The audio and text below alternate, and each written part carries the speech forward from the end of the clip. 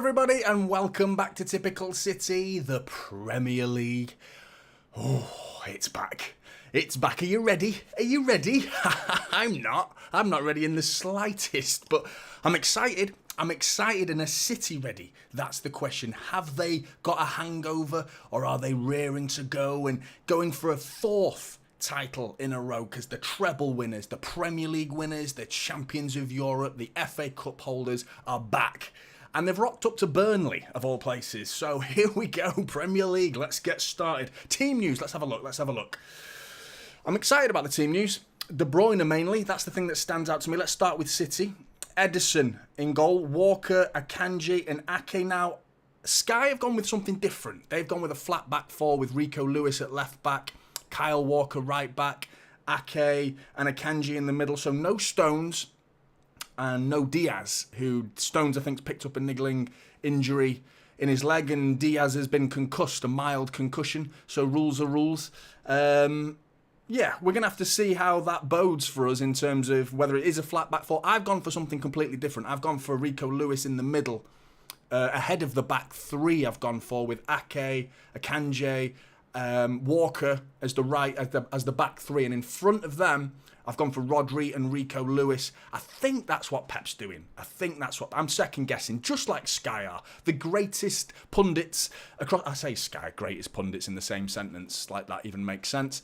But, you know, even the master tacticians struggle to figure Pep Guardiola out. There's no way Vincent Kompany has a clue what Pep's doing. Mikel Arteta didn't have a clue going up against him in the Community Shield. So how the fuck am I supposed to guess what he's doing? You know what I mean? The guy's up to all sorts. But I've gone for Rico Lewis and Rodri in the middle. No Kovacic, which I'm surprised a little bit, because I think he was doing really well in pre-season. I think he was doing really well. But Kevin De Bruyne's impact in that second half, in the Community Shield, yeah, it was too noticeable to drop him, you know.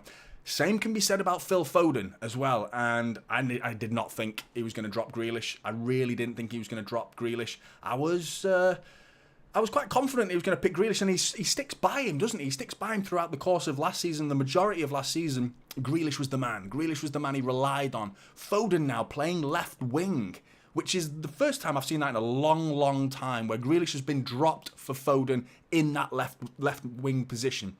And I'm excited about that. I think this is good. I think this is good news, because I don't think Jack Grealish played that well at all. And that's been reflected by Pep Guardiola's decision. So I can't have been the only one who thought that Jack Grealish was not up to scratch throughout pre-season and in his performance in the first half in particular against Arsenal in the Community Shield. So with that in mind, Pep Guardiola's thought the same thing, hence why Jack Grealish is now on the bench. But obviously, Haaland up top.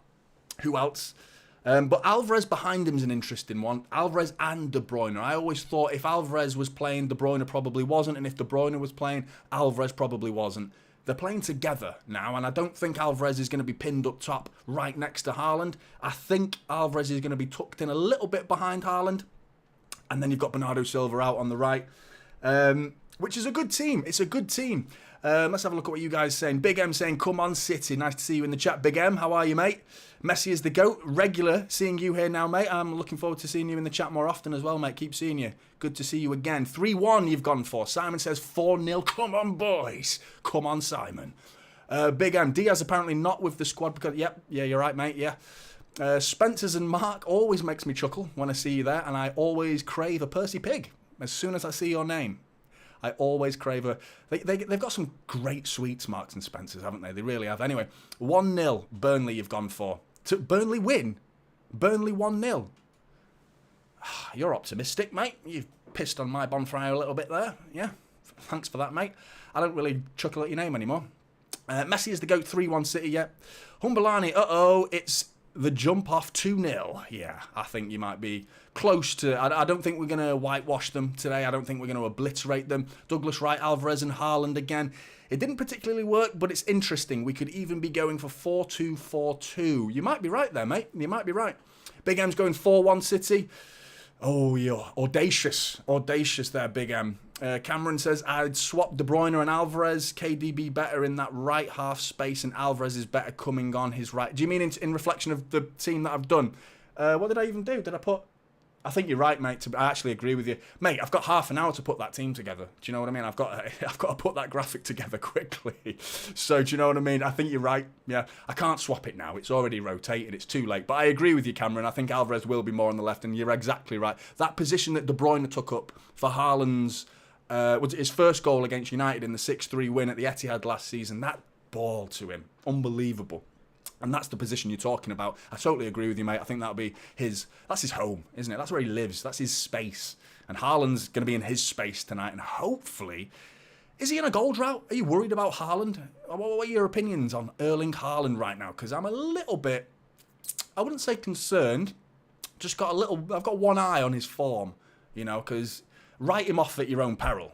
Writing Erling Haaland off is a dangerous game. Just ask how Rory Jennings spent the last year batting away insult after insult for his outrageous statements regarding Erling Haaland. So we all saw how that panned out when you rule out a player of that quality that early. So I'd be a fool to do the same thing, but I am a little bit, it's hard to say worried or concerned. I'm just, he's gone a while without a goal in a competitive game. So one to keep an eye on. Hopefully he can just bag a hat-trick, get that out of his system and hit the ground running for the new Premier League season. I do think he's going to score tonight. I'm really hoping he does. Cameron, he's been poor all pre-season. I'm not too sure who you're talking about there. You're talking about Alvarez. Yes, I'm John from Uganda. Nice to meet you, John. From Uganda. Big love to Uganda. How are you, mate? 4-2 you've gone for. Simon, what do you think about Gvardiol? I'm glad he's on the bench. He is on the bench, which is good. I kind of hope to see him thrown in the deep end. You know what I mean? Just like, go on, get out there. Show him what you're all about. But Pep's obviously slowly bedding him in. He's probably had a couple of days with him in pre-season, in training rather. So he's probably seen it. Jeff says, oi, oi. Nice to see you, Jeff. How are you, mate? We need some predictions, Jeff, today. Last week, for those who missed it, in the Community Shield, Jeff called, as Cole Palmer was entering the pitch, Jeff said he's going to score.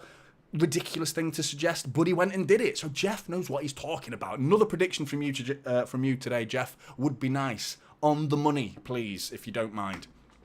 And give us some lottery numbers while you're at it. Cameron, we saw this KDB Julian coming against Burnley in the FA Cup. Yeah, maybe.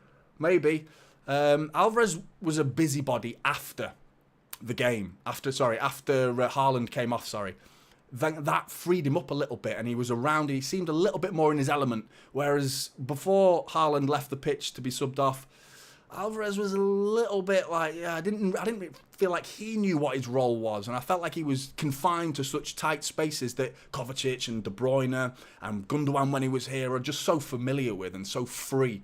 They seem so free in such tight spaces, where Alvarez doesn't seem as free, if you know what I mean. It takes him that extra half second with his touch. I don't think his first touch is a midfielder's first touch. He's a striker. He's something he needs to work on. And he's a goal scorer as well. We aren't talking about Alvarez like he gets goals, because he does. Whenever he's played up front, more often than not, he scores. Last season his numbers were incredible compared to the minutes that he had associated with him. So we haven't really even let him off his leash yet. There's still more to come from Alvarez, and playing him in that deeper role, in that more of a number 10 rather than out-and-out number 9. I do feel like we're not seeing the best of Alvarez just yet, but we'll have to see. Douglas Wright, it will be interesting to see how Burnley approach this game. Yeah, let me talk about the Burnley team news. I've not given that at all. Trafford in that big £19 million goalkeeper signing, who didn't have a great pre-season, mind you. I heard he was flapping a lot. I didn't see the game, but I did see him get lobbed from the halfway line. I think it was against Real Betis. So he had a bit of a ropey pre-season, apparently a little bit over-arrogant. I heard from some Burnley fans talking about his overall performance. He seemed a little bit riding off the confidence from the under-21 Euros, let's say. Put it down to that, and he probably came back to crashed down to earth with a bang. And performance-wise, wasn't as great as you'd hope in pre-season. So maybe we can make the most of that. He's probably got a point to prove going up against his old club as well. But Roberts, O'Shea, Al-Dakhil and Bayer. Now, I think they've gone for 3 at the back. I do agree with Sky. They've gone for 3 at the back because O'Shea, Bayer and Al-Dakhil are centre-backs. But in pre-season, Bayer played left-back a few times. So you might see him go on the left, maybe. Roberts and Vitinho as the full-backs. I think Vitinho offers more of an attacking full-back, wing-back rather. Amdouni, the new guy. Foster's speed up front as well. We've got to watch out for that. The press that he offered against City in the cup game last season, where we battered them 6-0. So, I mean, it wasn't too much to worry about in the end. But before we scored, there was an evident, intense pressure from Foster, and his speed is something to watch out for. Kyle Walker being on the pitch puts me at ease, knowing that he can deal with the speed of Foster. So, yeah, Cullen, who was supposed to be injured. Loads of Burnley fans were coming at me saying he's injured. I never heard he was injured. I don't know why loads of people said he was injured. I didn't hear a word about that. And he's not. He's in the team, starting. Last season's Burnley's Player of the Year. A very good player. Very good player. New signing, Sander Berger. That's his name, apparently. Got to pronounce it properly. You've got to go and watch the announcement that they did for him on the Burnley website. It was quite funny. Kalisho on the left as well. So that completes the Burnley starting lineup. I do think we should beat that team, in truth. You look at it man for man, team for team, squad for squad. You know, we should be wiping the floor with them, really. I do think we are going to see, I wouldn't say a comfortable win. I think 2-0 is what a few people have gone for. I've gone for 3-0. Douglas there saying 3-0 as well. I agree. Big M says, good, thanks, Johnny. How are you? I'm good, mate. I'm good. Very good indeed. Looking forward to the game. Get going. Let's get this game started. Premier League is on its way. Oh, can you believe it? It's back already. Yeah, I feel like I haven't finished celebrating the treble. You know, I feel like the treble's still in my system. I need to get it out. Let's go. Hyped. Greetings from USA. Franklin, good to see you. Across the pond, how are you, mate? Sean C says, come on, City, with 3 trophies followed. I presume that means the treble. Oh, I'm excited for this one. I really am. I am curious what City are going to do, though, with regards to that formation, because Sky, like I said, we're putting Rico Lewis at left back and Walker as right back with Akanji and Ake. I think that's the question marks in this team, is where's Rico Lewis going to play? Because of his versatility that he showed against Bayern Munich in particular, playing in attacking midfield at some point, you know, really bombing forward, getting involved, and yeah, really good performance from Rico Lewis. So we know he's got that versatility. So where is he going to play today is the big question. I think he's going to play in defensive midfield, but what do you think about the formations? What do you think about Rico Lewis? Where's he going to play? Kyle Walker, is he going to be part of the 3, or is he going to be an out-and-out right back? I'm curious. I really am curious. If you're new to the stream, please drop a like and subscribe if you're new to the channel. It goes a really, really long way in helping me. But yeah, lots of big news as well today. It wasn't just Paqueta it is, I believe. But yeah, Kane, my theory's gone out the window, because I said in pre-season that maybe if Kane didn't go to Bayern Munich, there is a possibility that City could swoop in for Kane when he's a free agent. Obviously, that's dependent on Erling Haaland and how Erling Haaland would fit in with Harry Kane. That was my idea. There was an unnamed club that approached him, apparently, to say that if you don't go to Bayern, we're waiting for you when you're free, when you're a free agent. A lot of United fans and Chelsea fans all assumed it was them. I wouldn't be surprised if it was, you know, we've already been in for him, so it's not like we don't have interest in that particular player. The question is, would he fit with Haaland? And I guarantee from this point on, if Haaland doesn't score today, there's going to be negative connotations associated with Erling Haaland. Transfer rumours, he's on his way to Real Madrid. Before he even kicked a ball in a City shirt, Erling Haaland was linked with Real Madrid. While he was a City player, he just signed, and apparently he was already on his way to Real Madrid. So that's going to happen again. But with Kane now going to Bayern Munich, yeah, I can't see it happening. Can't see him coming back to England. I can see him coming back to England and playing for Spurs, but Paquetá, what do you make of that? And Doku, it seems like we're going for both. That's the strongest rumours I'm seeing. Doku on the right, the potential replacement for Mahrez. I still believe Paquetá can play on that wide position. You know, I still believe he can play in that Mahrez role, similar to how Bernardo Silva's playing. When we signed Bernardo Silva, you wouldn't have expected him to play in the wide position, and look at him now, you know, fits like a glove, no problem at all.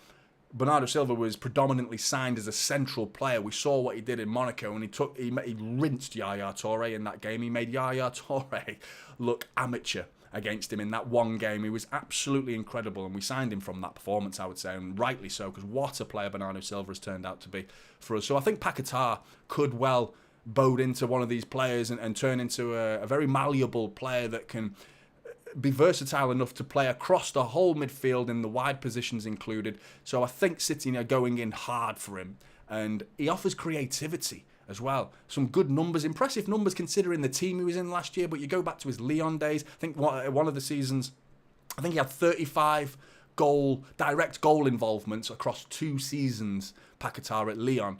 So I think it was like 21 goals and 14 assists or something like that. That's across 2 seasons, that is, which is not bad at all. For a young lad at the time, I think he was 22 at the time. He's 25 now, I believe.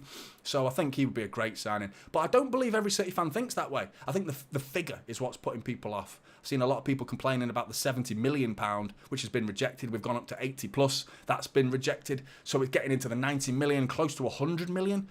Even at that, I'm starting to question the price at that point. He's not that good. You know, I didn't think Jack Grealish is worth 100 million. There's very few players that do. And speaking of 100 million, Liverpool, what are you playing at, Spending all this money, clippity-clop. What are you playing? I thought you had none. That Coutinho money, it's going a fucking long way, that, isn't it? You're spreading that very thinly, all that Coutinho money. That has gone very widely spread across so many signings. How much did they sell him for? Like 120 million to Barcelona or something?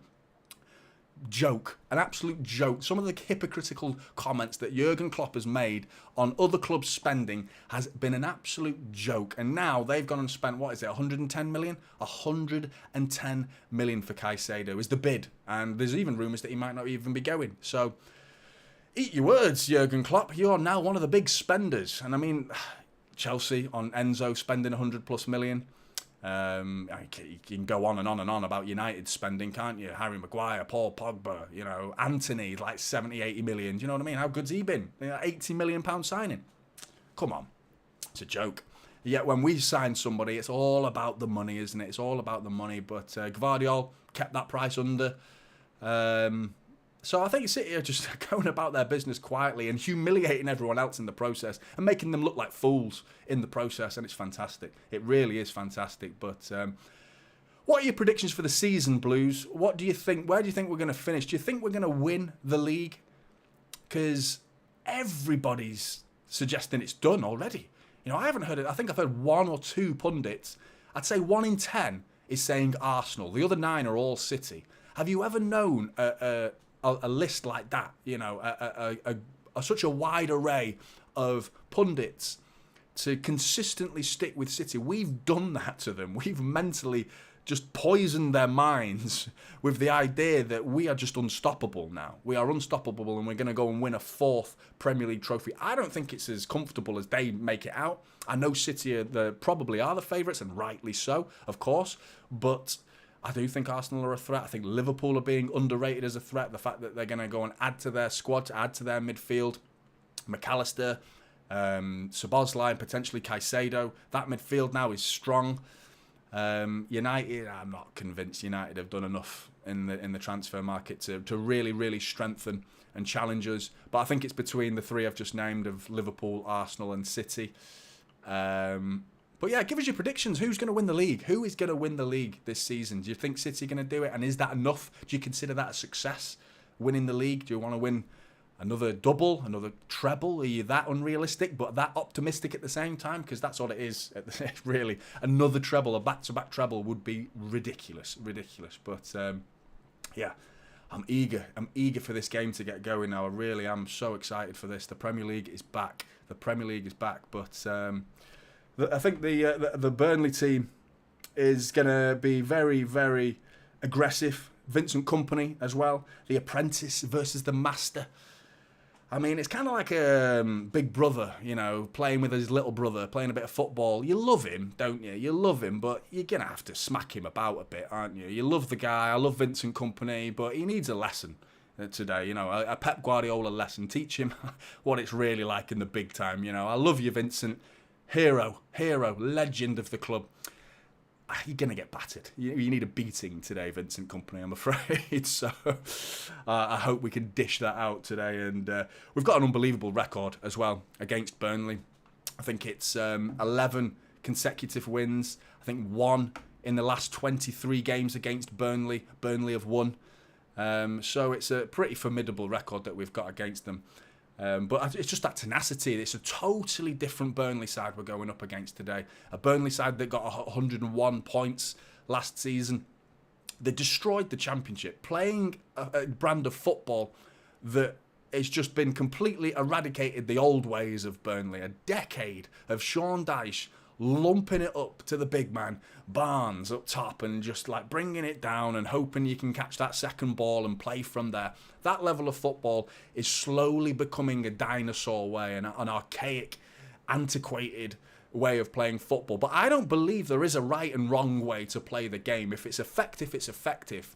I do believe that Pep Guardiola, his way is more effective than others, but there are games where he comes up stuck. He'll come up against other teams that play a very different way to Pep Guardiola, stick their feet in the ground and play ugly, ugly football and get a point, or they get 3 points, and that's all they want at the end of the day.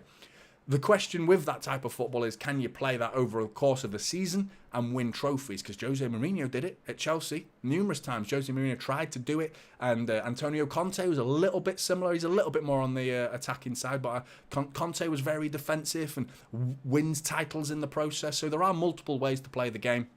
But I think City have just been geared to play this way before Guardiola even arrived. I think the backroom staff, Khaldoon Mubarak, had ideas before Pep that we are going to be playing attacking football. Even Mancini, being an Italian, you kind of expect the Italians to play a defensive way, but he didn't. He didn't at all. He was solid at the back. He didn't disregard his defence in the slightest, but he was much more of an attacking Italian manager than I've ever seen, to be honest. Even his national side don't attack as much as that City side did in 2012. And then Pellegrini, again, attacking, and it was all possession-based football. Nothing like Pep Guardiola, but they were laying down the foundations for Pep Guardiola's arrival, in terms of, you're not doing what United are doing and bringing in David Moyes. Like, I don't even know what he was trying to do at United. Van Gaal, the most ugliest of football. Then you bring in Jose Mourinho just because he potentially gets you trophies. Again, pretty ugly football. And then you bring in Erik ten Hag, who's more on the Pep side, a little bit from the Dutch world, a bit more pragmatic with his football and tends to be possession-based and attacking football.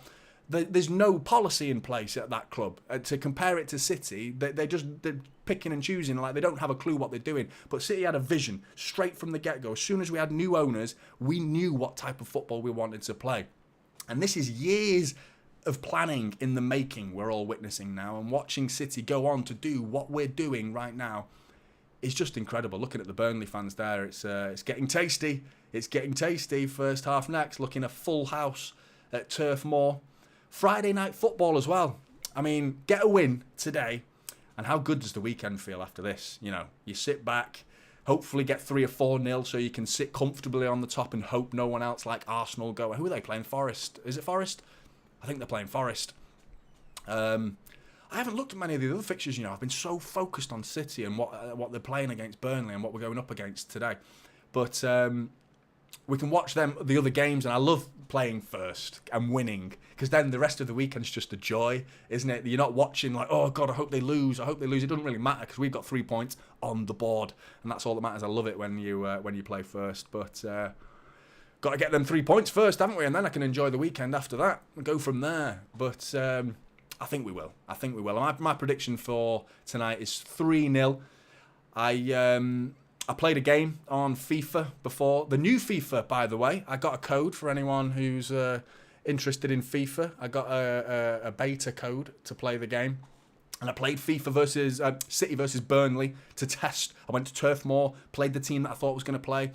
I won 3-0. Haaland scored first, De Bruyne 2 in the second half. So will it come true? My FIFA game, will it come true? But I'm excited. I'm really, really excited for this game. Premier League's getting underway. I can't believe it. I can't believe it's rolled round already. It's unbelievable. It really is. But who's scoring first then, Blues? Who's scoring first? Get in the comments. I'd like to hear your thoughts. Who's scoring first? Predictions for first goal scorer. Is it even a City player? Because that would be shit, wouldn't it? If it's not, that'd be worrying. But no, I'm excited. Here we go. How long to go now? 6 minutes till kickoff. Yeah, this is going to be a tasty one to get the weekend underway. I'm looking forward to seeing Cullen, actually. You know, he was so good in the Championship last season, the way he dominated the ball, and he's pretty sure he came from West Ham, Cullen. I'm looking forward to seeing how he can be handled. Rodri dominating, Berger as well. Sheffield United letting... I don't understand why they've let Berger go. Sheffield United, newly promoted, and they've sold Berger to Burnley, 2 or 3 days before the start of the season? I think they're doomed. I genuinely believe they're doomed now. I really do. But, yeah. No, thanks for all the likes, by the way. 44 likes. Hopefully we can get to 100. That would be nice. If we can get to 100 at some point in this stream, that would be very good. 3-0 Douglas Wright's predicting. You with me on that one? Yeah. But, yeah, I'm looking forward to seeing Lewis as well. Phil Foden instead of Grealish. I think that's the right call. Foden has been hardly, seen much of him. Since that injury, it wasn't even an injury, was it? It was an operation. Was it gallbladder stones or something like that? Like something just unfortunate. And, you're all going on the NHS website to figure out how long he's going to be out for. Rather than hearing from the club, we can all Google it on nhs.com, which for those abroad is the National Health Service. Sorry, Americans watching it, we don't have to pay for healthcare. Sorry, guys, across the pond. But Phil Foden I doubt he went through the NHS. He probably went private, knowing Phil Foden and the money that he's got. But yeah, ever since then, he's not really found his feet. He had that flurry in that second half against Inter Milan, Champions League final. He came on and he was really good. He had that one, it sticks in the memory so strong for me. Phil Foden's darting run, in and out, and getting up through on goal. He had to finish that, though. Same again with the Community Shield. That finish that won the game. He's 6 yards out. He has to bury that. So that's the area of the game that I want Phil Foden to improve on, is his finishing ability. But he's doing way more than Jack Grealish has done in the last 5 or 10 games. Every time I see Phil Foden, he's purposeful with the ball. He takes on his man. He's aggressive. Grealish, I know what Grealish brings. He keeps the ball, and he keeps it incredibly well. And he buys fouls. He wins set pieces. I get that. But Phil Foden, to me, is just like, he's got more about him. And in a game where we need to break down an opposition, and a game that's lacking creativity, Grealish doesn't seem to be the answers at the minute. I'm hoping he can change. But here we go. Blues. Premier League's about to start. New away kit is being donned by the big man, Erling Haaland. That white top with a nice maroon collar. I prefer the third kit, to be honest, because that is pretty lively with all the lightning bolts and electricity on it. But teams are walking out. There he is, Vincent Kompany, getting applause from both home and away fans, no doubt. What a legend he was. What a legend. Could you see him at City one day? Is he good enough? I think this is the test right now. Not this particular game, this season. I think if Vincent Kompany gets Burnley somewhere near the top 10, which is achievable, I think. It's achievable. Probably 13th, 12th, 11th, maybe 10th. Would be a great season for Burnley. But I think that's where they should be aiming. They shouldn't be talking about staying up. I think they're actually bigger and better than that. You come out of the Championship with 101 points, you shouldn't be talking about staying up. I know you've just come up, but I think last season none of the newly promoted sides went down, so no reason for Burnley to even think like that. But yeah, James Trafford in goal. Al-Dakhil, O'Shea, Bayer and Connor Roberts as they're gone for 4 at the back now. Sky have changed their mind. Josh Cullen and Sander Berger as 2 defensive midfielders. So ahead of them is going to be Vitinho, Admuni and Colisho, which I think is a good setup for them. It's better than what Sky did. They did 3-4-3 to begin with, and Lyle Foster up top for Burnley, and it's his speed that we're worried about. It's the speed that you got to worry about. But Vitinho as well, creative. He's normally he plays wing back, but going off the formation that it looks like Sky are going with there, it seems like they've played him as an out-and-out right-sided midfielder. And then with the City lineup, Edison in goal, of course, which is to be expected. And they've gone with the 4 at the back of Rico Lewis playing left back, Kyle Walker right back, Akanji and Ake in the middle, Kevin De Bruyne and Rodri as two midfielders. Obviously, there's no way De Bruyne is playing alongside Rodri in defensive midfield. He's going to be given more freedom. But having Rodri on his own, which is why I think Rico Lewis is going to tuck inside and be inverted. I'm still quite certain of that. I might be proven wrong, and he might play out-and-out left-back. But Foden on the left, Bernardo Silva on the right, Alvarez behind Haaland. Premier League is back. There they go. Big embraced hug from Vincent Kompany and Pep Guardiola there. Vincent Kompany giving a big smile. Pep Guardiola just deadpan. Just like, I hate you. I hate you right now. He doesn't care if they used to be mates. He wants to kill him now. It's time to destroy them. Who cares what they used to be? You're our opponent today. There's James Trafford. 19 million. I still can't believe what we got for James Trafford. Some of the business that we've done in this transfer window has been incredible. And we've been getting a lot of stick off our own as well. You know, our own City fans have been really quite critical of Cheeky, who seems to be the only one who gets the blame. Because he's a fun name to say, isn't he? I think that's why people blame him for everything, because it's got such a fun name to say. Oh, it's Cheeky's fault. It's Cheeky, that bloody Cheeky. It's Ferran Seriano is a lot harder to say, or Khaldoon Mubarak is a lot harder to say, but they're all a team, aren't they? I don't think there's... Cheeky's obviously one who gets involved a lot more in the negotiation side of things, but I do think that he's pulled another rabbit out of the hat with the Gvardiol price. The fact that the figures that we're getting for these youth players as well, Carlos Borges, James Trafford, and so many other players that we've signed, released, from the youth team that have just been so profitable. You know, so good. But kickoff is moments away. Moments away.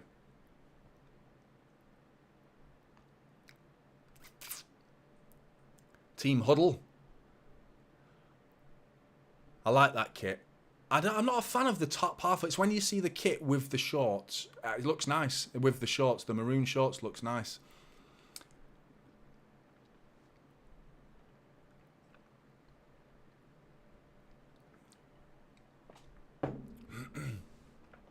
Craig Bellamy as well, assistant manager. There we go, Blues.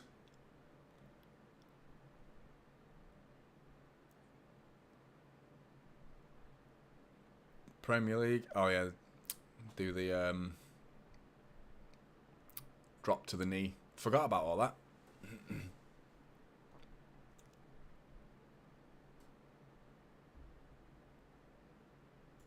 There we go. Game's underway. Premier League is back. We've started. Come on, City. Oh. Back with O'Shea. So trying to figure out what City are doing here. De Bruyne is much more advanced than he... I think they got it right. Sky as well. Rico Lewis looks like he's playing on the left.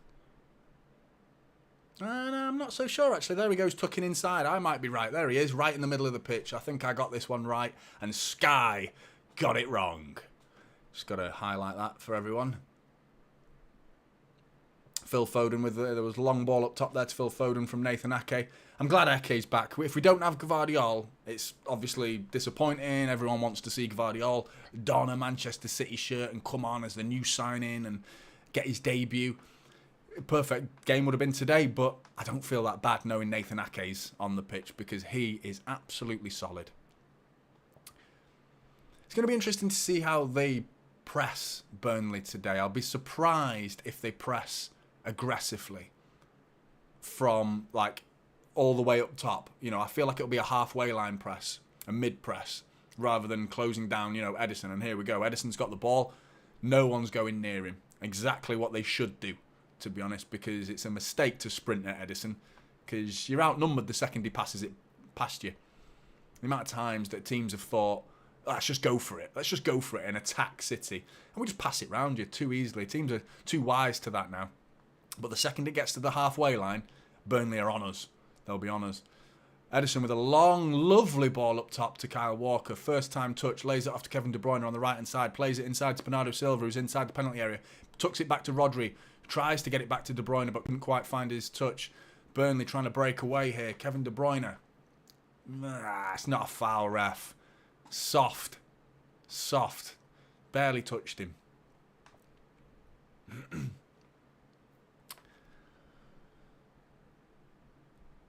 want to see a big performance from Haaland today.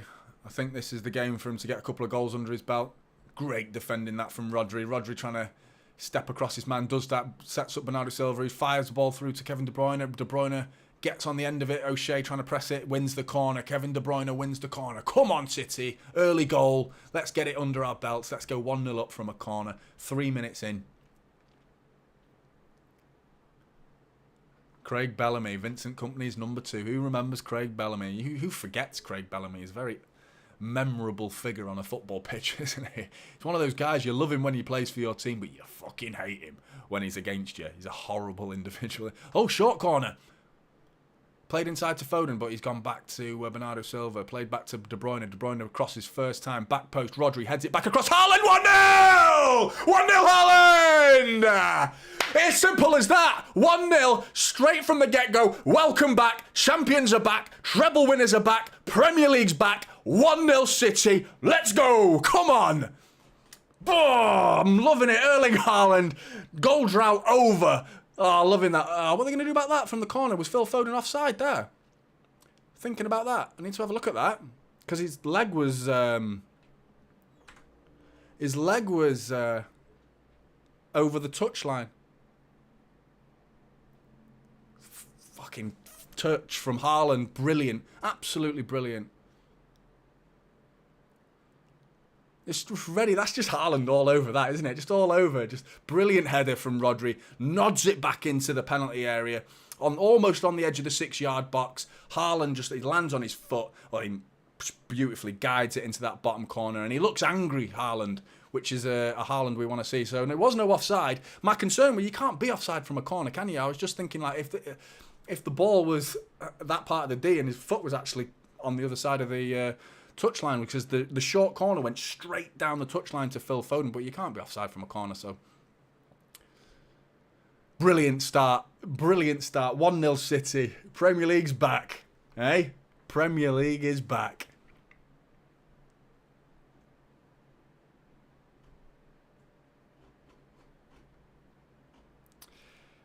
Apologies, guys. You've been talking to me this whole time, and... my chat froze. So, yeah, sorry if I've been ignoring you. A couple of lulls in that preview, wasn't there? I was like, guys, why aren't you talking to me?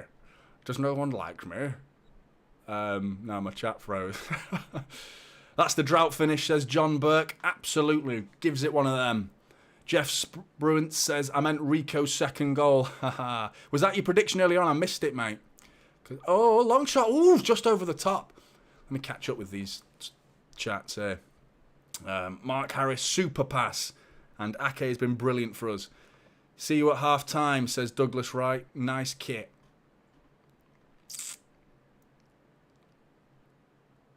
Humbalani says, that was a quick one. Haaland, first blow.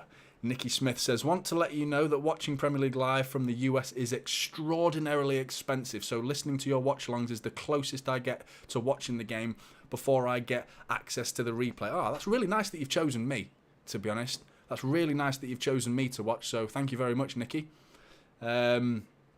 Hopefully it cheapens. I didn't think it was going to be that expensive over there, because it costs a fucking fortune over here. And we don't even get to watch 3 o'clock kickoffs, which is an argument for another day, to be honest. But, oh, Edison, oh, a good play from Rico Lewis. Fantastic from Rico Lewis. Received a fast ball straight from Edison from the back line. Edison plays it down the middle into a bit of a difficult situation. Really strong press. Burnley coming again. They're in here. Penalty, it's got to be. Don't give it, though. Oh, he doesn't give it. He doesn't give it. I'd be screaming my head off for that. You know what? Akanji got done then. He got done. They knocked it past him. I think it was Lyle Foster. Knocked it past Akanji with a very simple touch, in fairness. It wasn't Lyle Foster. It was Abdouni. New signing. Yeah, probably not enough in that. Akanji does that. Let's go just in time, I think. Does have hold of him. And then he lets go as he's throwing himself to the ground. And Edison comes crashing into him as well. Vincent Kompany going mental for that one. Wanting the penalty. Yeah, no, I don't think VAR is even going to get him involved in that. Amy says, good afternoon. It's on USA channel in the USA. Thank you, Haaland, for making your Man City debut in the USA. Good to see you in the chat, Amy. Hope you're doing well across the pond.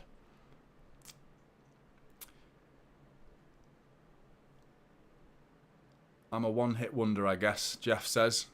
Those who missed it, Jeff predicted Cole Palmer last game against Arsenal will score, and he got it spot on. Today, he picked Rico Lewis,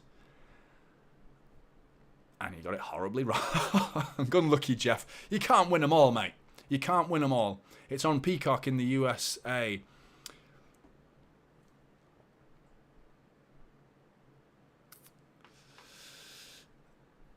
Would love to see a Rico goal, says Jack. Yeah, me too. I think he's growing to be an absolute superstar, Rico Lewis. He really is.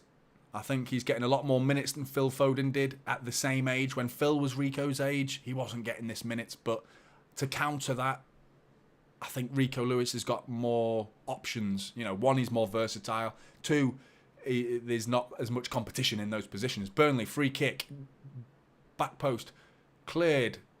Is that a goal kick? Goal kick. Bernardo Silva looking after Roberts there. Alderkeil, sorry, not Roberts. Bernardo Silva marking his man well, and they couldn't make the most of that free kick. They're putting the pressure on, though. There's no reason why Burnley won't get an equaliser with this at the minute, because they have been lively since we went 1-0 up. They've been very, very lively and getting into the final third as well. But Ederson with the ball at the back. Said that a lot, haven't I, recently? Last 5 minutes. Ederson has had a lot of the ball. Here he is again, Ederson. No press on him, though. No one's pressing him all the time in the world. 1-0 up. No need to panic. Rico Lewis on the ball, back to Akanji. Akanji looking for options. Bringing it forward. Plays it left to Ake. And back to Ederson. Drawing Burnley out a little bit. Looking for gaps. Big, long ball up top from Ederson to try and find Foden, who wins the header brilliantly. Rodri picks up the pieces. Lays it back to Ake, and looks like Ake is back to Ederson. Start again. Back to base.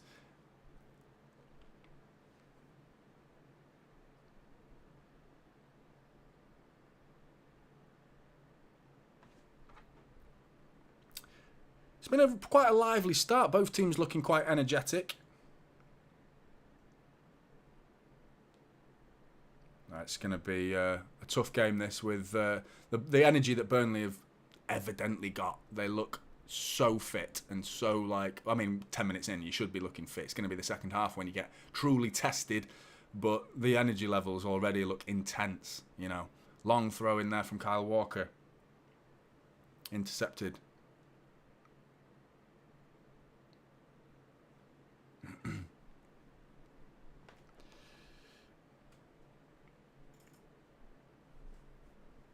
Phil Foden bringing it forward. De Bruyne whips in the ball. Cleared. Rodri picking up the pieces. Kevin De Bruyne, another chance to cross it in. Haaland, back post. Oh, nearly.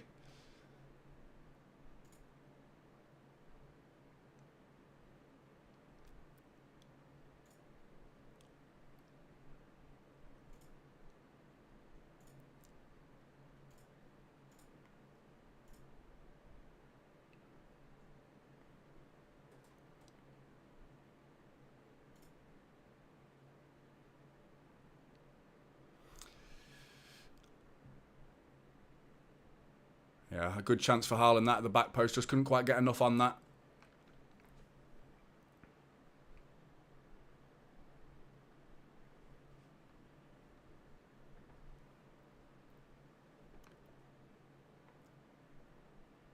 Trying to sync up my game here.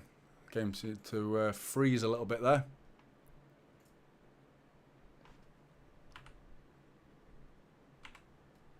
Rico Lewis being pressed with the ball.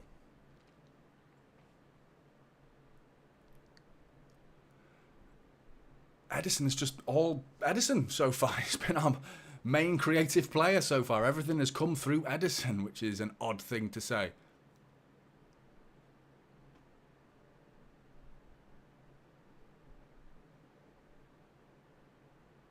Bernardo Silva trying to press down Burnley.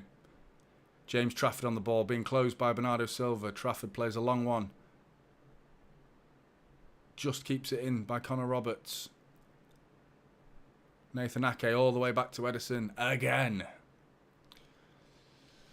I think we're comfortable with him on the ball, though. To be honest, I don't think it's a worry because they're not pressing.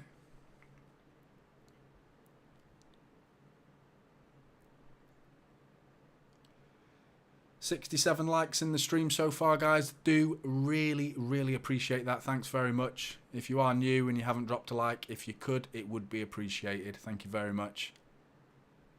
Kanji on the ball, looking for options. Plays a ball intercepted, though.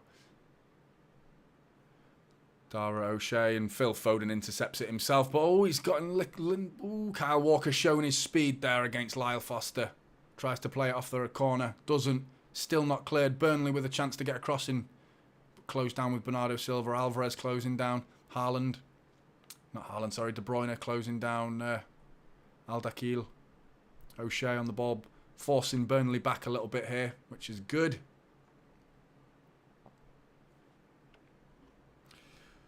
Buggun says, Rico looks good. He's going to be the next Phil. He could well be, mate. I don't think, obviously not in that particular position, but in terms of his stature at the club, I think you're right, mate. I think he's going to be a huge player for us. Arguably, he's more of a Pep player than Foden. You know, in terms of what Pep goes for, you know, what he tends to pick as his favourite types of players. You know, fullbacks that become midfielders. Philip Lahm, Dani Alves, you know, even Cancelo, now he's gone, and Rico Lewis as well. And, you know, players that can do that role. I think Rico Lewis fits the bill. Don't get me wrong, though. Phil Foden's just outrageous talent. He just needs to take that talent to the next level now. Here come Burnley, though. Koleosho looking for options. Finds Foster. Oh, he's found him out wide. Koleosho in the middle of the pitch. Shoots over the bar. Little warning signs from Burnley here. Burnley growing into the game very slowly. Good bit of play there. Nice pass outside to Koleosho. We're under pressure a little bit here. We need to step it up a little bit.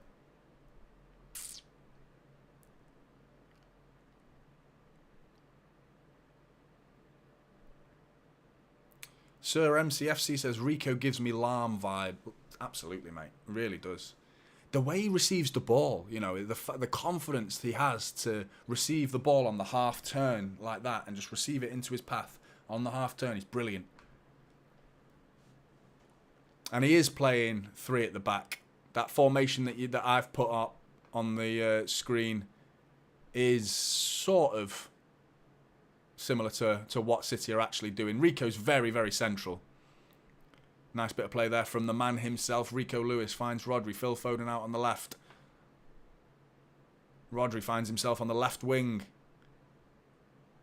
Turns back. Bit of ball play. Keeping the ball here.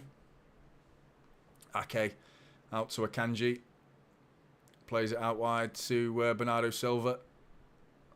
Bernardo Silva back to Kyle Walker. To Akanji. Keeping the ball nicely here. Edison should not keep the ball for so long. It's boring and slows the game down. Might be boring, but he's trying to tempt them out. That's what he's doing. He's trying to tempt Burnley out of position. Lure them into, and set the trap. And then once you can see him now, he's got the ball right now. He's doing this with his hands. He's gesturing. He's like an orchestra, you know, conducting the band, you know, telling them where to go and trying to lure Burnley out. And they're not buying it. They are not buying it. And Vincent Kompany has trained them well and told them, do not press Edison. And there we go. Long ball from Edison up down the middle to Haaland. Haaland's got to be fouled there. Brought down by Aldakil. No, Jordan Bayer brings down Haaland. One long ball and we're suddenly in the final third.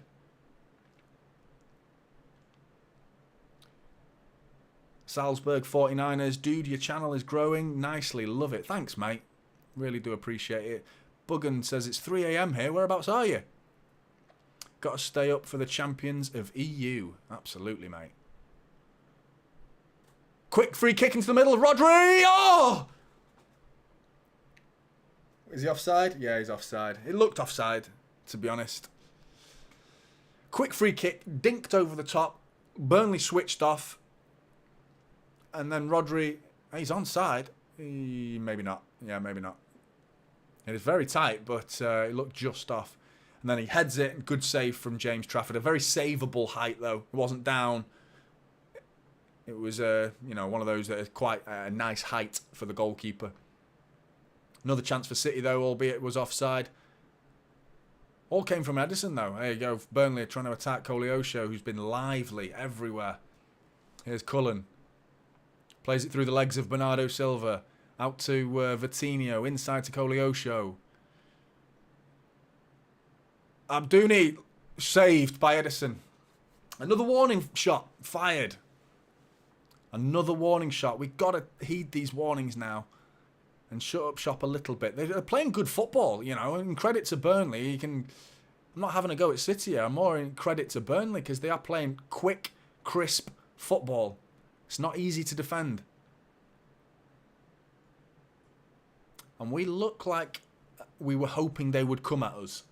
And they're not, Plays it down the middle to Rodri. Edison. Back to Edison.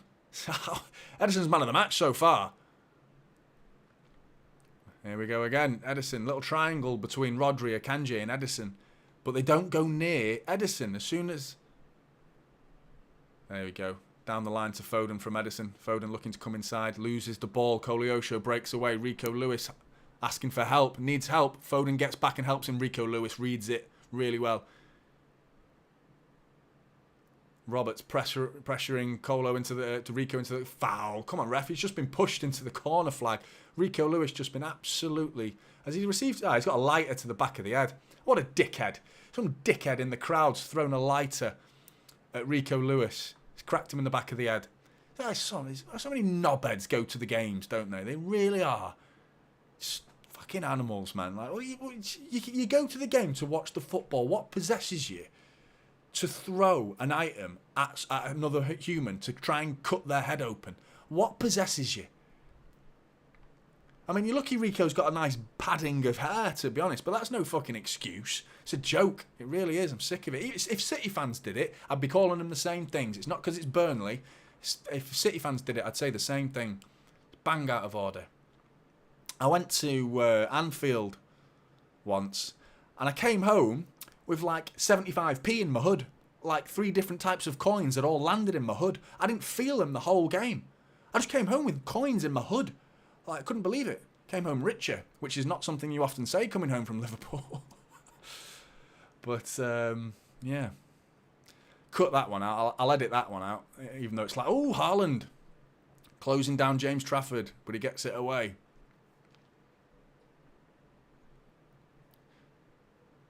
Haaland trying to find his feet there. Couldn't look like Bambi on ice there, to be honest. Kyle Walker losing out to Foster there. Oh, no, he's done well there, Kyle Walker. Back to Ake, keeping the ball again.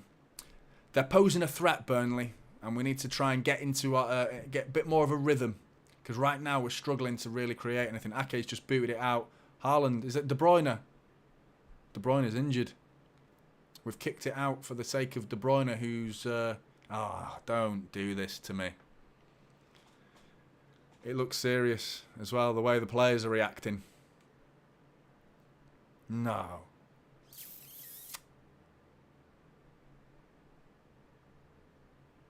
Come on.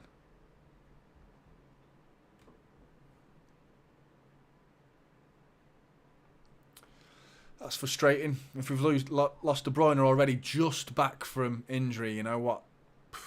35 minutes, 30 minutes against Arsenal. Looked quality when he came on. Looked good so far in this game. Barely had much to do, but every time he's had the ball, he's looked composed on the ball. He's found a City shirt. And De Bruyne looks annoyed. I've just lip-read Kevin De Bruyne and he said, fuck's sake, man. And then he's gone to the captain's armband and he's pulling it off. He's done. He's finished. Come on. How's that Paquetá sounding now, eh? Sounds like a good signing now, doesn't it? Worth the money. Because De Bruyne is slowly but surely becoming unreliable in the injury sense. Not as a player, in the sense that we can't have players that get injured as frequently as this. And we can't be dependent on players that are so injury prone.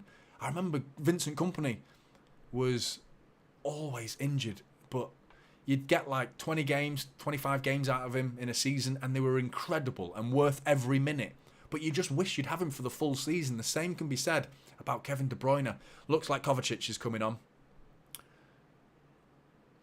which is good, but I think that kills our creativity. Kovacic is very good at holding the ball. I think he will do that. Keep the ball, maintain possession. But will he create the chances? Haaland's on the shoulders of Kevin De Bruyne, trying to cheer him up, trying to send him into the future, and imagine yourself being fully fit in however long that's going to take. 2 weeks, 3 weeks, a month. God knows how long De Bruyne is out now, but the way he's walking off the pitch, you know, so he's not stretchered off or anything like that. He looks frustrated, though. You hope that's 2 or 3 weeks at most. You can't tell. You don't know. Only he'll know. His face looked like he knew straight away. Amy says, Kovacic coming on. Absolutely. Sorry for KDB, but maybe why are we pushing so hard for Paqueta? Absolutely, yeah. Echoed my thoughts there, mate. John Burke says, hopefully they took Kevin off as a precaution. Didn't look as precautionary as I'd hope, mate. But, yeah. Maybe he felt something early. Maybe that, fuck's sake, man, that he said was more because he knew the game was over rather than the next 3 or 4 weeks of his season's over, hopefully. I'm trying to put a positive spin on it, but Kevin De Bruyne going off injured in, what, the 22nd minute? It's difficult to put a positive spin on it right now. Guess who's got the ball, guys? Edison. Long ball up top to Haaland. Nods it up. Brings it down from Foden. Lovely from Phil Foden. Carrying the ball beautifully. Just nicked out in front of him, and James Trafford picks it up. But good little touch that from Phil Foden, but good defending from Burnley as well. Good point, Muddy Duck. Looks like KDB will miss the Super Cup. Gutted. Absolutely gutted. Forgot about that. Wednesday night.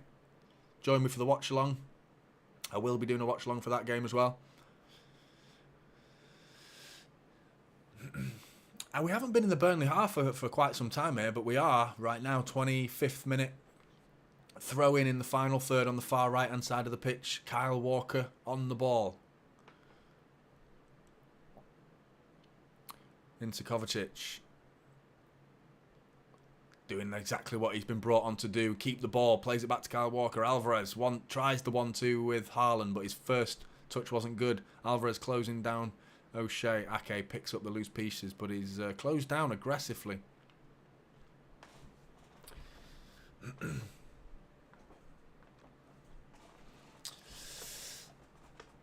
Akanji out to Rico Lewis, who's been good. I know a lot of you guys in the chat have been echoing those thoughts, but he really has. He's been solid on the ball. He just looks so composed. He looks like a 25-year-old the way he plays the game. Great ball by Kovacic to Alvarez, who finds himself on the left wing, trying to go down the outside, struggling, looking to keep the ball. He's outnumbered, though. He needs help there. Aldakhil on the ball, closed down by Alvarez. Alvarez is... Oh, he's giving it away. Unlucky, that. Unlucky.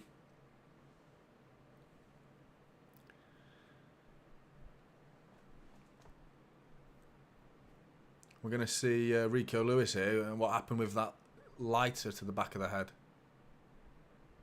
He's been pushed down. Pushed down by a Burnley player into the corner flag. And as he's on the floor, a lighter just comes and cracks him. Looks like it cracks him like in the side of the head there.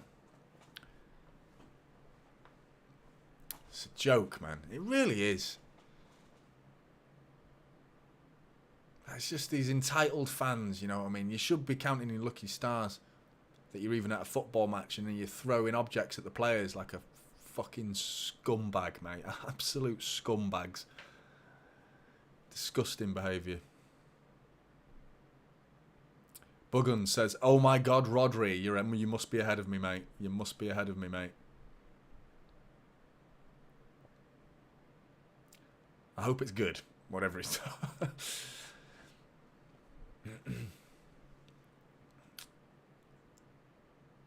Burnley with the ball. Long ball. Rodri, good tackle from Rodri. Brilliant. Rodri's involved here. Oh, Rico Lewis has given it away. Oh, Rodri.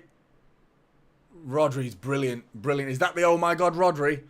Is that the oh my God Rodri? Brilliant defending. He was in. Foster was in. And Rodri got back. Got a little toe on it. Vital toe as he pokes it back to Ederson. Prevents. Almost certainly going to be an equaliser. Godry, says Jack. Brilliant. He's fantastic, isn't he? You know what I mean? If Enzo's worth 105 million, Caicedo's worth 110 million, Declan Rice is worth 105 million, how much is Rodri worth? Because he's better than all of them. What was Casemiro? Wasn't he like 80 million or something? 60, 70 million? I can't remember his actual figure.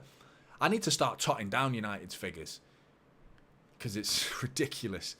But, I mean, going off them... Oh, Rodri's giving it away.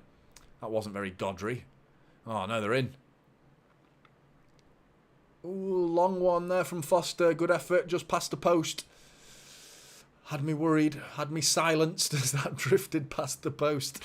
Worrying from... a bit poor from Rodri, that. Giving it a ball away there after some good play a couple of minutes ago. Rodri holds his hands up and apologises. Puts Akanji in a difficult position. Foster does well to turn Kovacic, but he couldn't get enough bend on it and sends it too far past the post. Oh, they're in again. Burnley, good tackle from Rodri this time. Great tackle. We're causing our own downfall here, you know. We're making a rod for our own back here, making life hard for ourselves and having to fix it. Ake, nice little header. Rodri clears it. Almost panicked a little bit.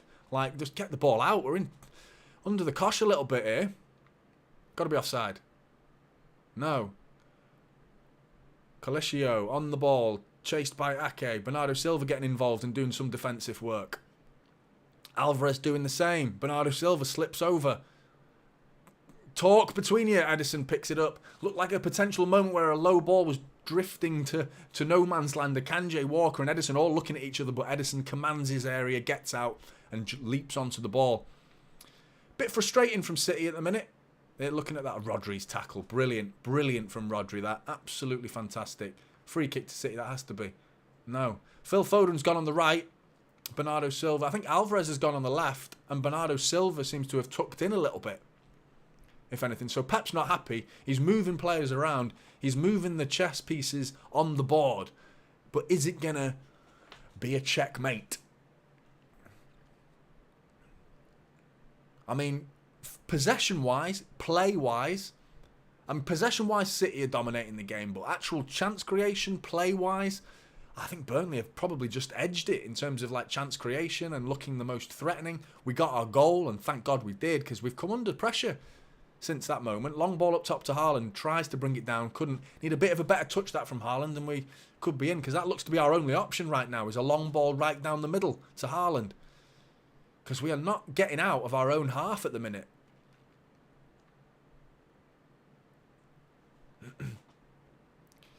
Amy says it hasn't gotten to Haaland in like 7 minutes. Exactly, Amy.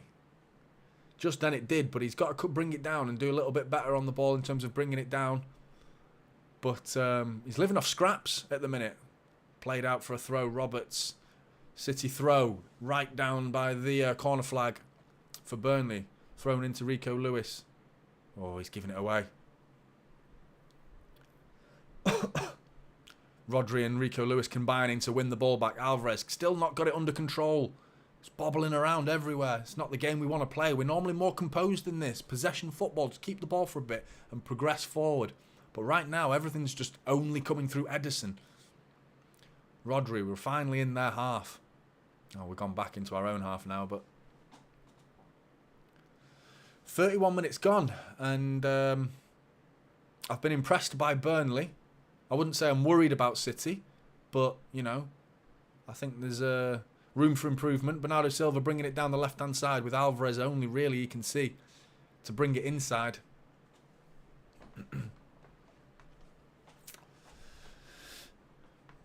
It's not the winning goal, though. This 1-0, no, I don't think it will be. I think there's more goals in this game. Phil Foden getting involved. Bernardo Silva, edge of the penalty area. Cornerer, plays it back to... Ake, back to the corner of the edge of the area with Bernardo Silva. Foden, Rico Lewis, this is better from City. playing it fast-paced, crisp passing in the final third. But Burnley's shape is forced us back once again. Really good from Burnley.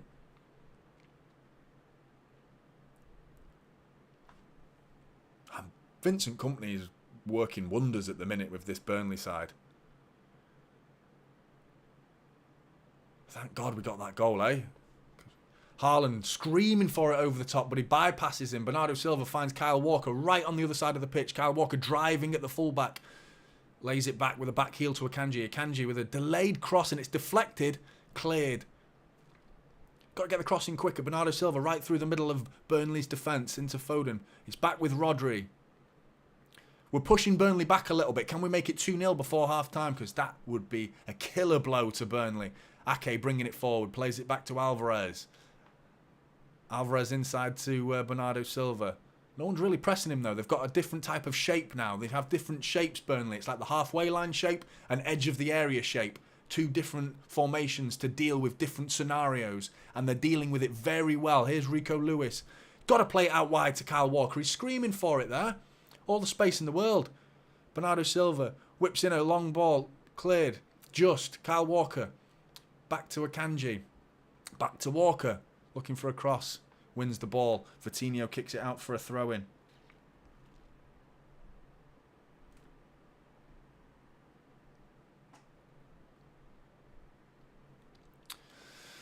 Rodri. Foden.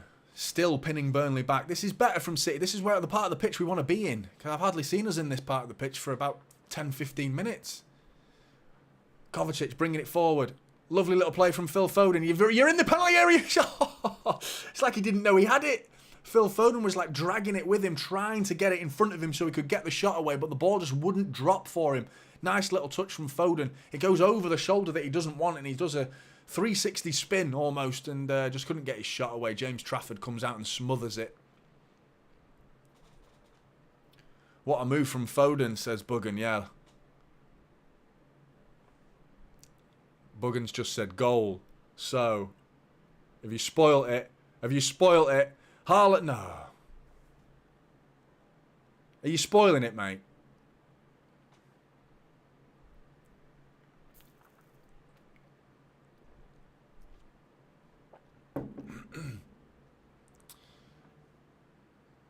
Kovacic bringing it forward. Still all City. Foden playing out wide a bit. Linking up with Walker. Akanji inside to Rodri. Plays it forward to Kovacic. Bypasses a lot. Phil Foden sends Walker down the channel. Kyle Walker bursting into the penalty area. Alvarez inside the area. Passes it to Haaland. Haaland shoots. Haaland buries it. He buries it. Barring in. And he looks deadpan. He tries not to smile. But he smiles. He smiles because he's just buried one. Clips the bar. Is there anything sweeter than a barring in finish? It's a delight. It's sublime from Erling Haaland. A first time finish. Alvarez composed inside the area, lays it to Erling Haaland, about a 2 or 3 yard pass, and Haaland just sweeps it aggressively and sweeps it off the bar, ricochets into the back of the net. 2-0 Manchester City, and in truth, I feel like that flatters us a little bit. A little bit flatters us. I feel like we probably deserve to go 1-0 up. A lovely goal that is, though. What a finish. What a finish. Darren Dalby, good to see you, mate. How are you? How are you? I bet you're buzzing now, eh? Lovely. Yeah, he doesn't even need to know, you know what I mean? All he does is look at the ball. Erling Haaland just looks at the ball. He knows where that goal is. And he just whips it beautifully.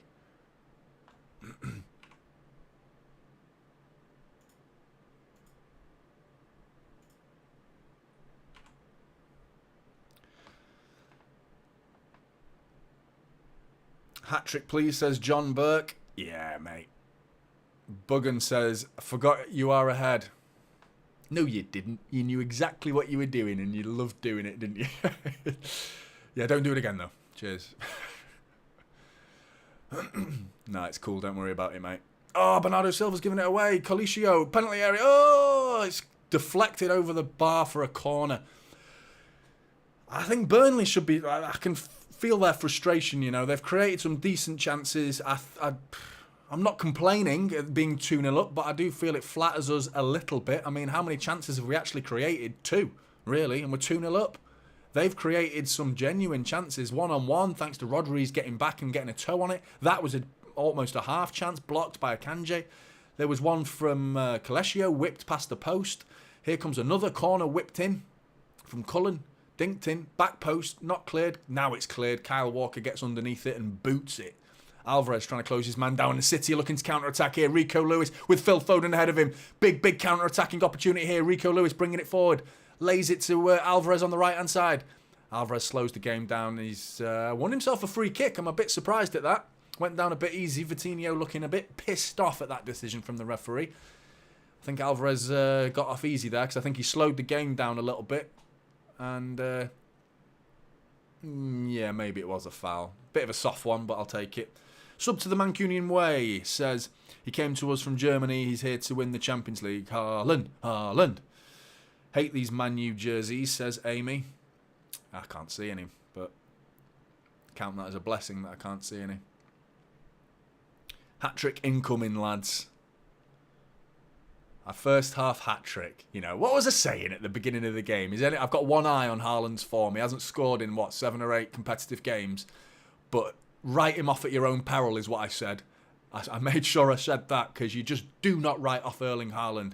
And he's proven it right again. Whipped in. Cleared.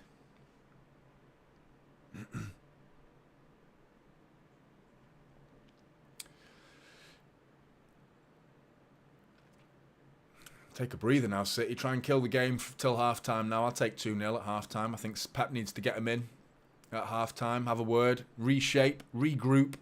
Because I don't think we've actually played that well. I don't think we've played badly. Not by any stretch of the imagination. I think this is more credit to how Burnley have played. The intensity, the tempo that Burnley have played has been really good. And City have managed it okay. A couple of moments that were a bit dodgy, but they've been okay. Just a lot of nothingness from City. A lot of the ball at the back, not really creating that many chances, but we find ourselves 2-0 up. And here come Burnley again. Alvarez brilliantly getting back. Rico Lewis as well, helping him out. And City have the ball, or do they? Rico Lewis struggling on it. He's almost falling back in his own corner flag there. Rico Lewis boots it against Al-Dakhil and goal kick. I'd like to know how many touches Edison's had so far this half. Got to be the most. Got to be the most. City fans there in the corner behind Edison's goal, turning out in their numbers. Was there any other outcome? Thanks very much for joining me in this stream, guys, by the way. For those who don't know, I've given up a season ticket of 32 years to do this.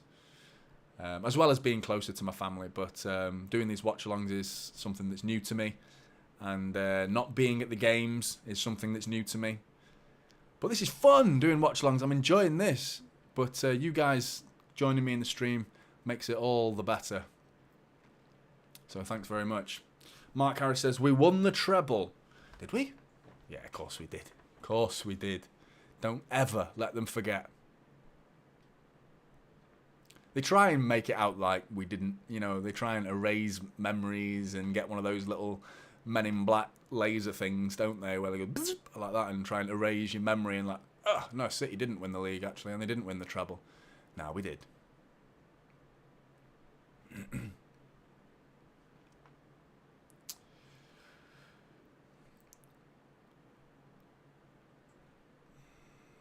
Hiflo says, the keeper should never be the one with the most touches, in my opinion. Yeah, I mean, I think you're right to an extent. I think this game has boded quite well.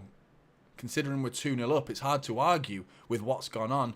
But I do think it's hard to say luck because there were 2 great goals, so they weren't lucky. There's no luck involved with our goals. I just feel like Burnley have just not really been clinical in their final pass. In the final third, they've not really been as potent as we have. That's the difference at this level. You're at the top of the mountain, as Pep Guardiola keeps saying. And at the top of the mountain, you need perfection. And perfection is what Erling Haaland is, in terms of finishing ability. And that's been the difference. I don't think their chances were as clear-cut as Erling Haaland's, because he was like, 10 yards out for both of his goals. So I don't think their chances were as clear-cut as ours, but they've been close, you know. It's been a good game. Good start to the Premier League season, eh? Premier League football, you just love it. And I love the fact that it never ends as well. It will never, ever end. Football will go on forever. And it's brilliant. Rodri on the ball. Kovacic. 1-2 with Rodri. Playing a bit of keep ball, seeing it out till half-time. Sub to the Mancunian way, and Big Steve says, besides Arsenal and Newcastle, our first 8 games are favourable. We could get off to a massive run if we beat Newcastle and Arsenal. I think you might be right, you know. I think, yeah, the start of the season is very favourable for City. I think Chelsea and Liverpool have got pretty tough starts. More so Liverpool. I think they play each other, don't they, on Sunday. So we're looking forward to that game. The Battle of Caicedo, that's going to be. Who's he going to play for? There are his options. It's a bit of drama, isn't it? It's like a soap opera. Players, where will they play? And the two clubs playing each other. Edison's got the ball.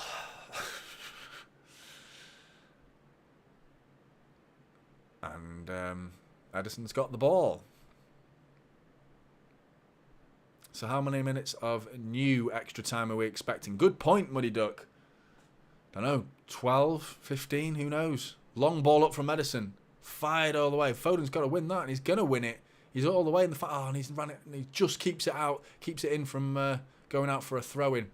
Long ball seems to be working for us from Edison at the minute, all the way up to Haaland. Foden picking up the pieces. City find themselves in Burnley's half, passing it around nicely, all from a long ball up top.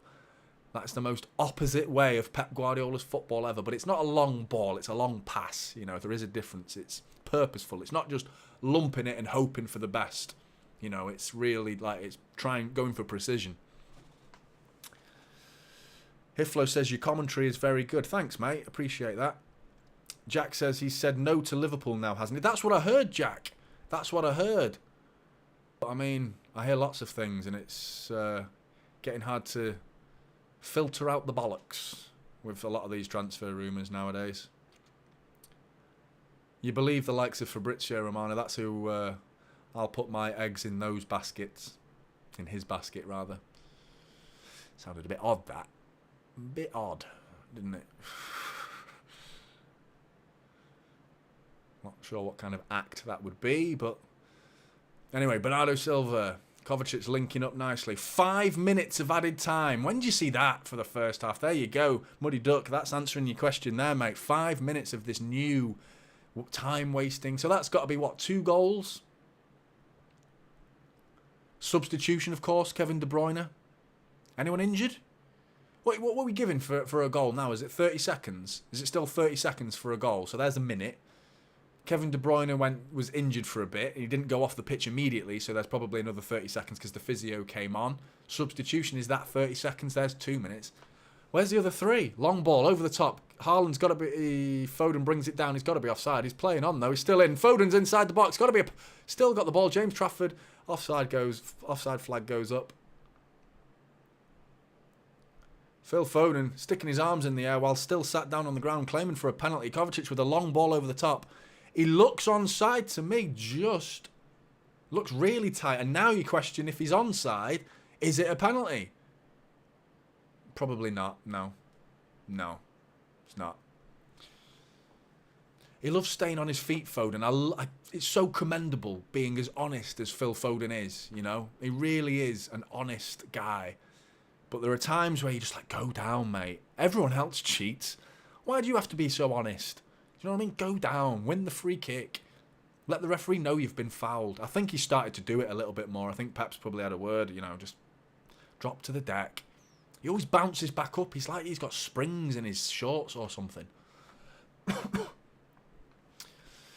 Buggan says, Foden needs better finishing, in my opinion. That's probably an area of his game. He finishes the hard ones, Foden.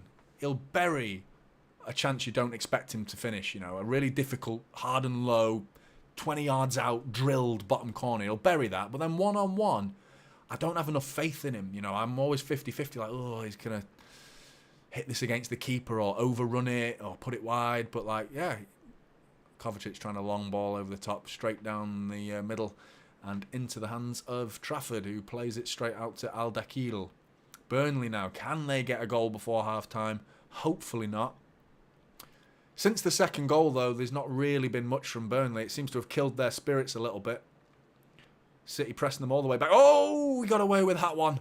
Got away with that one. Went through the legs of Alvarez, who was pressing him. Fan Reactions Football Club, thanks for the super chat, mate. Best Man City Watch Along channel, mate. I hope you don't mind adding you to my fans' reaction compilations this season. Go for it, mate. Absolutely go for it. I noticed you did one the other game. Was it Arsenal? Appreciate you saying that, mate. And I really appreciate the super chat. You didn't have to do that, but thank you very much. Goes a long way to helping me. Thank you, mate. Really do. I look forward to seeing my stupid face on one of your videos. Cheers, mate.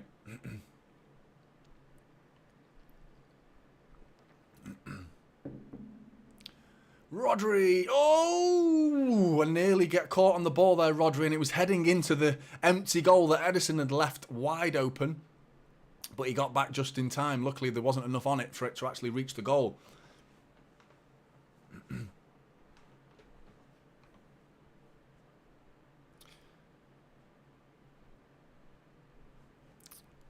Sub to the Mancunian way, echoing my thoughts there for the fan channel. Warraguy, he says. It's good you've tapped into a market there, mate. I bet a lot of people want to see it. I hope your channel grows, mate. What are we on now? 48 minutes. Ooh, I think this one's going to be 2-0 at half-time. 1 minute to go. James Trafford with a long ball up top. Cleared by Akanji. Sander Berger, though, sends it back, but Walker picks up the pieces. So glad that Walker's not gone to Bayern Munich. Heard them whinging today. Was it through Florian Plettenberg of Sky Germany? Saying, hang on a minute, Rodri with the eyes overhit that. Well, Kovacic still chasing it. No, he's not going to get that. Trafford wins it. But here in... excuse me. Here in... that Bayern Munich are livid with Kyle Walker. Apparently he agreed to join them. You take that with a pinch of salt, to be honest. I think his agent probably got in the ear of Bayern Munich, put the squeeze on City to get himself a new contract. That's what I think happened. Persuade him to stay. He probably saw his arse because he didn't play in the Champions League final. And I'd be gutted. I'd be disappointed in Kyle Walker's position. Ederson with the ball. One last touch for Ederson before half-time. What's that? Touch number 312 for Ederson. Haaland isn't happy, says Amy. Yeah, no, he doesn't look happy, does he? He does not look happy. Absolutely. It's not his facial expression. Ah, the little smile. He's good-natured, isn't he? He's a good-natured man. I love Haaland. I really do. Just as a person, you can just tell there is a good soul in there. I'm not going to go all... fraudulent on you and get all deep in psychology of players, but Pep's in the ear of Haaland here. He's animated. Look at this. Look at this. Pep's screaming in the ears. And he smacks the camera away. Says, get out of my face. I think he does it in a bit of a joke there. Mark Harris, thanks for the super chat, mate. Keep up the good work, Johnny. Long may it continue. Really appreciate that, Mark. Thanks very much, mate. You didn't have to do that. Thank you. Very good of you, mate. Jeff says, we've been on top of the table now almost as long as we were last season. I know. 15 days last season, Jeff. 15 days we were top of the league. The record, which has been beaten by half, I think it was 32 days. United in 2002 and 2003. United were top of the table for 32 days and won the league. That was the record before last season. And we beat that by halving that amount of days. And we won it with 15 days. So to win that league, and you get confidence, don't you, from being on the top? Well, you should do. Ask Arsenal how much confidence they got. Not enough, obviously. But in terms of City's confidence, there's just no question. You know, with it speaks for itself. 15 days on top and still win the league. That just speaks volumes of the belief, the self-belief that this club has. And Pep Guardiola instills this mentality that It's never over, and we've got to keep going. The Arsenal are top, so what? Doesn't matter. We'll catch them. We'll catch them, and we did. It's incredible. It really is. The mental side of the game. At this level, I joked before about being Freud and the psychology of Erling Haaland, but it really is. It really is. In terms of psychology, it's vitally important at this level. You talk about outright talent and quality. There's so many players out there that have. I bet there's 50 thousands of players that are on the up and up now. Kids out there that have the ability of Cristiano Ronaldo. Bear with me before you jump at me, but none of them will have his mentality. Same with Lionel Messi. You know what I mean? There'll be players out there that have that talent, but you accompany that talent with a psychology and mental prowess that's just like unmatched, and that's what makes the elite talent the elite, that puts them at the top. And at this level that City are playing at, we've got 11 players that have equal mentalities that are just machines. Nothing phases them. Unrivaled and unmatched in terms of psychology. It's incredible. It really is. Haaland has a female agent, says Amy. You sound jealous. You sound jealous. Marco Vissa says, Rodri having a banger of a game. He has, mate. It's been really good. One little mistake that, I think he actually rectified his own mistake. But, yeah, Rodri's been fantastic, dictating the play. I think Rico Lewis has been really good as well. Went a bit quiet in the last 10 minutes, but, every time it's gone near him, he's done the right thing, and he's getting involved. He took a lighter to the head as well. It shouldn't...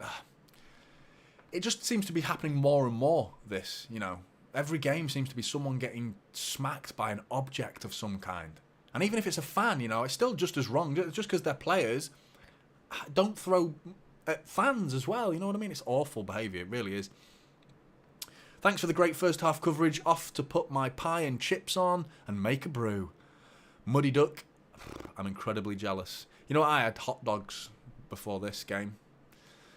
Pretty rubbish ones as well. Like really bang average hot dogs. But, yeah.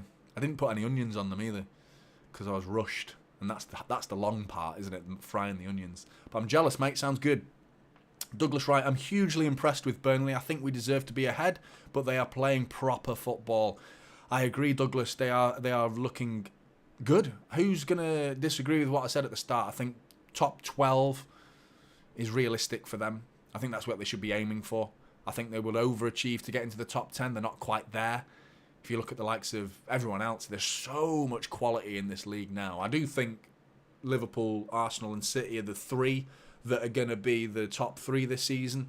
I then think there's a second league beneath those three that I just named with United and Chelsea and maybe Newcastle, probably might not get into that league. Spurs now, without Kane. I would probably put Aston Villa and Brighton potentially ahead of Spurs. Spurs without Kane, what are they going to be? What sort of team are they going to be?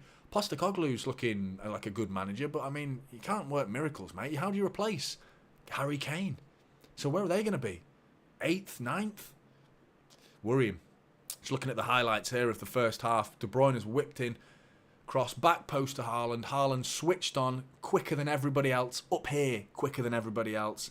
He's like I don't want to keep using the term robot or machine because I don't think he likes it. Because I'm sure he's going to watch this after and go, what's Typical City said about me? Let's tune into Typical City. I'm sure they all do that, don't they? But anyway, yeah, no, I think Erling Haaland, he needs some new superlatives, doesn't he? We need to start talking, come up with some better words for Erling Haaland and the way we describe Erling Haaland other than a robot. But it was brilliant from him. Walker bringing it forward. Walker plays it back to Alvarez. Purposely finds Alvarez. What a goal. What a goal that second goal was. The whole move as well. It's not the finish is just like the cherry on the cake. And what a big fat cherry it was. Because don't underrate that finish by any stretch of the imagination. But Kyle Walker, the move from Foden to bring him in. Alvarez's composure to bring it under his spell. And just lay it perfectly for Haaland to just stroke it. And I say stroke it like it was a delicate thing. He battered it into that top left-hand corner. And whips in, clips the bar. Beautiful goal. Beautiful goal. Kovacic is a reliable player, says Hiflo. Absolutely. I think he's a great signing. I was a little bit surprised to see him not start the game today, in fact, to be honest. But who does he play instead of? Obviously, with De Bruyne being fit, you can't really leave De Bruyne out. A fully fit Kevin De Bruyne, which is no longer going to be the case as of tomorrow morning, at least. Hopefully, it's a short-term injury for De Bruyne, but that's headline news for us, isn't it? Really, De Bruyne's injury. And Paquetá now sounds more and more sensible, doesn't it? It sounds more and more like I feel like the medical team have got involved in that transfer, I wouldn't be surprised if they've gone... The science behind our medical team now, they will look at players' muscle development, and they will have the information and the technology to understand what the future holds for players, and in particular injury-prone players. And they will give a report to Pep Guardiola and say Kevin De Bruyne is starting to crop up with injuries. His body's taking longer to recover. He's fatiguing more easily, and he's always been injury prone. Even when he was in 28, 27, in the peak of his career, he was always picking up injuries. Now he's in his early 30s.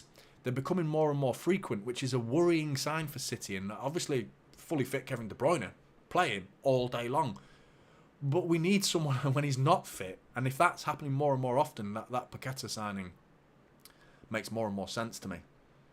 The question is, can we get it for less than 90 million? Because that's a big fee. It's a big, big fee, that. Hiflo says, I wonder if they let Gvardiol play. Oh, I'd love it, mate. I'd love it. Get 3-0 up, Gvardiol on. Probably take Rico Lewis, maybe Rico Lewis off. Not from any form of punishment, just to have more defensive-minded players on the pitch and just see the game out, win the game, keep a clean sheet. That's what I want to see, keep a clean sheet. The little signpost pointing the way. Come on, let's get my 4-0 to City prediction. Haaland hat-trick. James. Yeah, your name's James. Nice to see you in the chat, James. Hope you're doing well, mate. 4-0 is it's looking likely. It's looking likely. I want to see Gvardiol, says Jack. That seems to be a common trend. Marco Visser agrees with Jack. Run it back, GG. Would love to see Gvardiol plays in the second half. Yep. That's it. Gvardiol is the outcry from the chat. Yeah, I'd love it. Josko. It's Josko, isn't it? So I've heard some people calling him Josko, but it's more Josko, I think. But yeah. Anyway, I've let the timer run, haven't I? Bloody hell. I'm going to sort that out. What are we on? 59 minutes. Stop that. Reset that.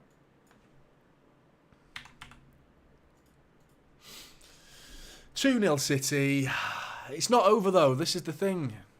City ball, fix your timer. Yeah, I've just done that, mate. Yeah. Beat you to it, mate. Beat you to it. Darren Dalby. Wish Burnley wouldn't slow it down. Haaland was on the end of that then.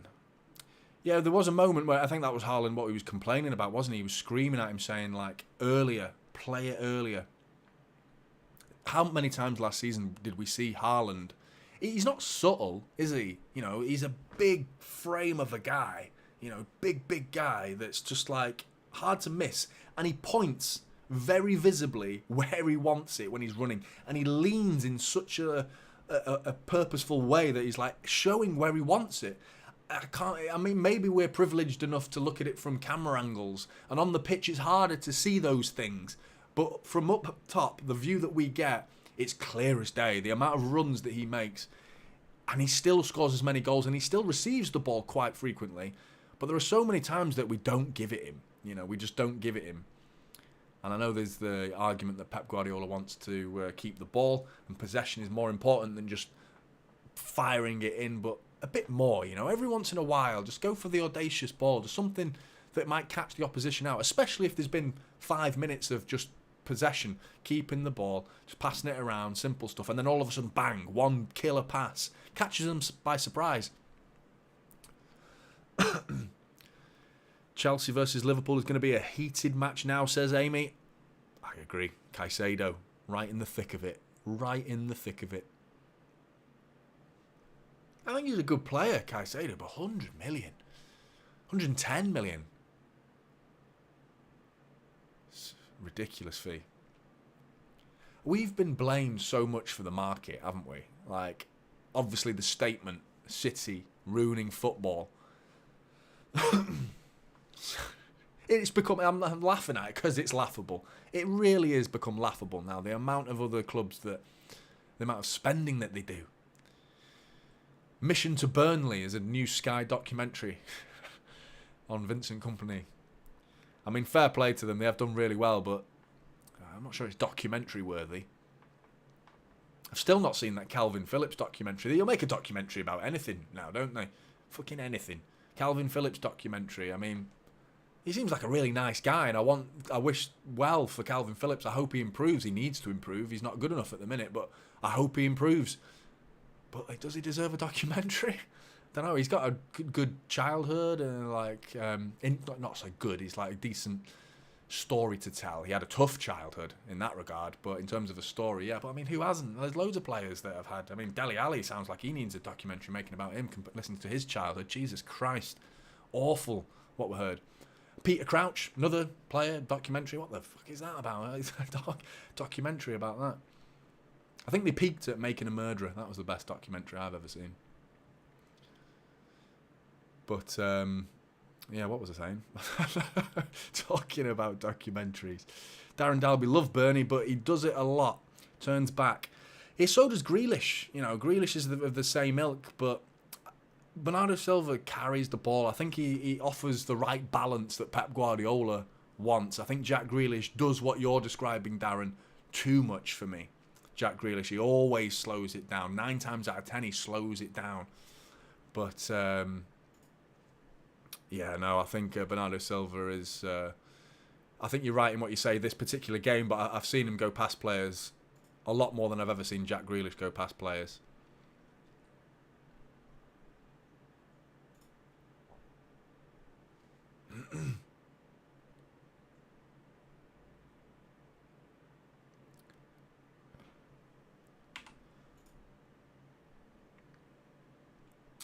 Yeah, looking at Haaland and Pep having a chat there. He does the body language that Pep gives off. You think he's annoyed, don't you? If you're watching it. Do you remember Nathan Redmond, who is in Burnley's squad right now, so he could do the same again? But a couple of years ago, it was like breaking news that... bear with me 1 second. Burnley are out on the pitch doing bloody bleep test drills. Running already. Yeah, that's what they need. That's Vincent Kompany for you. That's like the intense fitness levels that these guys must have. You know, to go out at half-time and do sprint drills. Jesus Christ, they've just done 45 minutes and they've got another 45 minutes to go and you're sending them out sprinting. Just looking at... They're red in the face, them guys. They look knackered already. But yeah, Alan Austin going after Pep there. That's what I was saying, yeah. He ran on the pitch and chased Nathan Redmond. When we'd played Southampton, Nathan Redmond was targeted by Pep Guardiola, and the outcry was because it's the opposition's player. Normally you expect a manager, to go and speak to his own, speak to his own players, talk to them and stuff. But he went straight to Nathan Redmond. I think he spoke to his own players, but he took the time to go and speak to Nathan Redmond, and he was telling him, and the Nathan Redmond came out in his interview and said he was just telling me a few things that he thought I should have done. And I don't think he was trying to be disrespectful. That I think Pep Guardiola just sees potential in players, and just the natural nurturing side of Pep Guardiola and the obsession with football that the man has. He was just trying to pass on a lesson or two, because he wasn't going to play against them again, apart from away. He wasn't going to be an ongoing threat against them, and he was just like passing off a little off-the-cuff comment because he saw something. I don't think there's anything wrong with that, and it just goes to show where Pep Guardiola's mind is just permanently on football. Second half's about to get underway, lads and lasses.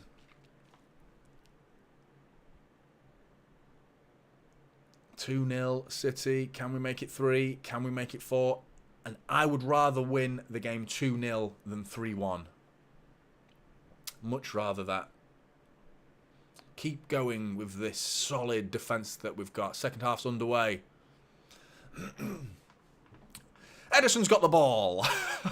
Genuinely has. Can you believe it? Long ball up top. Haaland wins his header. Back to Walker.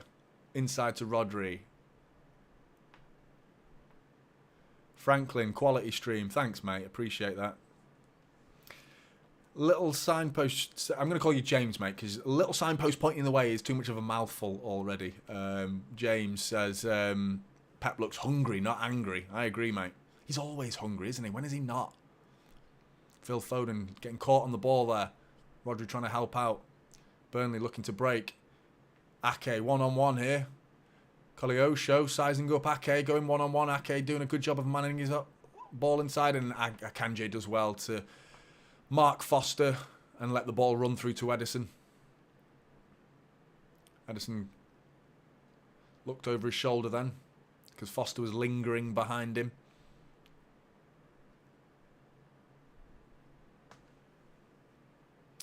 Buggan says, I'm seeing hate on how City play because they play slow. Just don't watch it then, he says. Well, I think it's just the uneducated... a very low footballing IQ if you think we play slow. I mean, this is just like suffocating the opposition with possession. I don't think there's anything wrong with the way we play. And you're right, if you don't like it, don't watch it. But I'll tell you what, I'd much rather watch us win trophies than watch whatever other brand of football they're talking about that's more exciting to them, because our brand of football wins trophies. And that's all that matters at the end of the day. Ake doing really well. He's been solid again, Ake. Just always is. When is he not? You know what I mean? He's so good. So good, Ake. Really, really a big fan of Nathan Ake.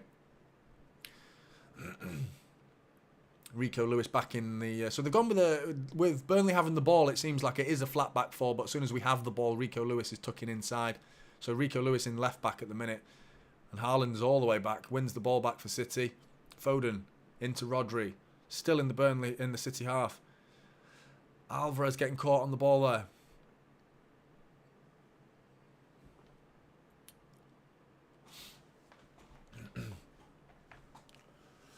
$83 likes. Thanks very much, guys. Really appreciate that. If you're new and you haven't liked, please drop a like. Thank you. Foster. Alkeel. Berger on the ball. Burnley having a bit of possession here, playing it around quite nicely. But City's shape looks good. They try a nice through ball, doesn't come off though. It wasn't a nice through ball. It was optimistic at best. Edison clears it first time. O'Shea clears it. Rodri picks up the pieces, plays it out wide to Walker. Walker with a bit of space to run into down the right-hand side of the pitch, but he slows it down. Back to Rodri. City playing a bit of keep ball of their own now. Akanji. Back to Rodri. Mark Harris says it's not slow, it's controlled. Absolutely. Ake, just as I was speaking so highly of him, he gives the ball away. Tries to feed in Rico Lewis down the inside channel, but it was a very poor one from Ake in truth. Kyle Walker getting back. Brilliant from Kyle Walker. Brilliant. I'm so glad he's staying this season. So glad. I was really worried. Not as much as Bernardo Silva. I think that would have been a bigger loss. But, you know, keeping Kyle Walker is going to... Yeah, it feels good. Just seeing these moments like that, you know. You put another player in there. You put Akanji in there. You put Stones in there. You put Ruben Diaz in there. All of those players. And Rico Lewis is another one, you know. Good. There's nothing wrong with them. It's just that they don't have his speed. You know, that's the one thing, the one attribute that he has that has saved us countless times. And it's not even needed. Sometimes it's like, we talk about Vinicius Jr. and Kylian Mbappe, and that's when we need Kyle Walker. But even slower players, you know, if they've got all the space in the world to run into, even the slower players, he'll catch them because they're slow and he's so quick.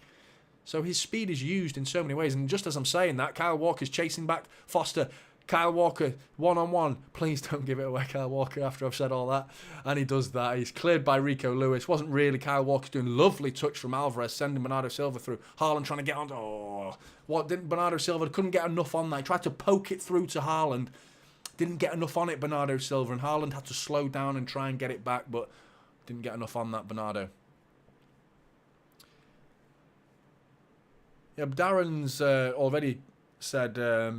Bernardo Silva's slowed it down a little bit. I don't think Bernardo's been poor, but he certainly could be better, put it that way. I don't think anyone's been poor in the City side, to be honest. I think they've all been good.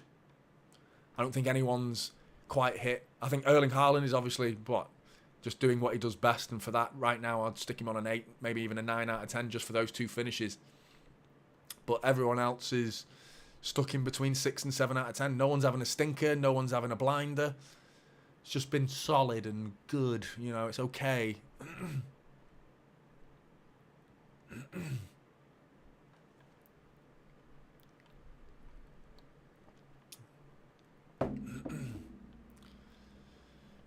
50 minutes gone. You want to get to that first 10 minutes out of the way there, don't you? Just don't concede any stupid goals. Don't give any momentum back to Burnley and give them hope that they're going to get a point or even better out of this game. Kovacic has lost the ball there, dilly-dallying on the ball a little bit there. Foster's won it back. Not in that much of a dangerous position though, and City have still got their shape. Burnley keeping the ball. It's been quite a slow game. You talk about City being slow. I think they've been equally, you know, this half in particular. I've only got 6 minutes to go off, but they've been very laboured with the way they play and just keeping the ball and sizing up their options. So Haaland needs to work on his dribbling, in my opinion, says Amy. Yeah, potentially. I think there are areas of his game that he does need to work on, but the other areas of his game are just like impeccably good. And here he is, Erling Haaland. Oh, it's good defending from O'Shea though. Gets back in time. Was it O'Shea? I think it was Jordan Bayer. Buggan says, like a wise man once said, Rodri's on fire, your defence is terrified. Absolutely. How good were those celebrations in the... throughout, they lasted about 5-6 days, didn't they, after the Champions League? But anyway, corner to City. That deflected shot from Haaland has gone out for a corner. Whipped in. Straight in the middle. Ake going up for it. Couldn't get underneath it. Rico Lewis on the edge of the box trying to chest it and bring it down. Lays it back to Kyle Walker. Bernardo Silva on the ball. Deep cross. Right in the middle. Oh, okay. Oh, Foden with an overhead kick and looks deflected for a corner, looks like. Going for the audacious little overhead kick there from Phil Foden. Wins himself a corner and he runs over to the corner flag to take the corner himself. Bit of pressure from City. Can we make it 3-0? Game over at that point, isn't it? Game over. Welcome back to the Premier League. Burnley. Better corner. Haaland at near post. Couldn't reach it though. Rodri on the edge of the area facing the wrong way though. Lays it back to Kyle Walker. Kyle Walker chips a deep, long ball over to Phil Foden back towards the corner taker. Alvarez picks up the loose pieces. Rico Lewis on the ball.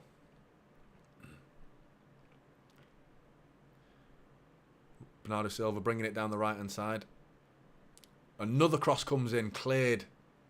These crosses are starting to be very similar to the Arsenal game where they're coming from very not great angles. You know, we need to get a bit closer to the byline so the cross is being more perpendicular to the goal and getting it in straight across the goal rather than coming in at going towards the goalkeeper like that, if you know what I mean. Because they're easy to defend, them crosses, because the defender can face his back to the goal, get behind it and head it clear. It's much easier to defend. Long ball over the top, and Haaland just couldn't quite bring it under his spell. Good bit of defending from Bayer there. James Trafford brings it under control. Ooh. Walker wins the ball. Rodri brings it forward after a loose pass from Burnley. Rodri having a shot from... Oh! Straight down the middle. Trafford tips it over the bar. Good effort from Rodri from, 35 yards out?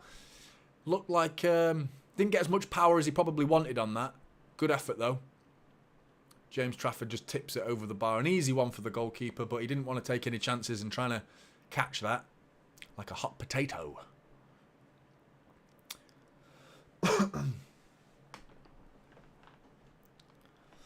Muddy Duck says he's given up on what formation we're playing. Apart from Edison and Haaland, everyone else is all over the place. I mean, imagine being the opposition, mate.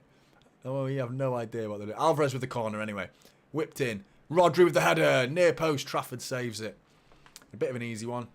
Couple of shots there from Rodri now. 2 for 2. Both saved by Trafford. Amy says Grealish partied for a week. And don't we know it. He made no hiding place for himself, did he? Put himself right in the camera lens, didn't he? Oh, nearly given away there by Burnley. Burnley are nothing like they were in the first half at the minute. They're struggling at the minute, Burnley. They're struggling to get out of their half. Haven't created anything. It's been all City so far.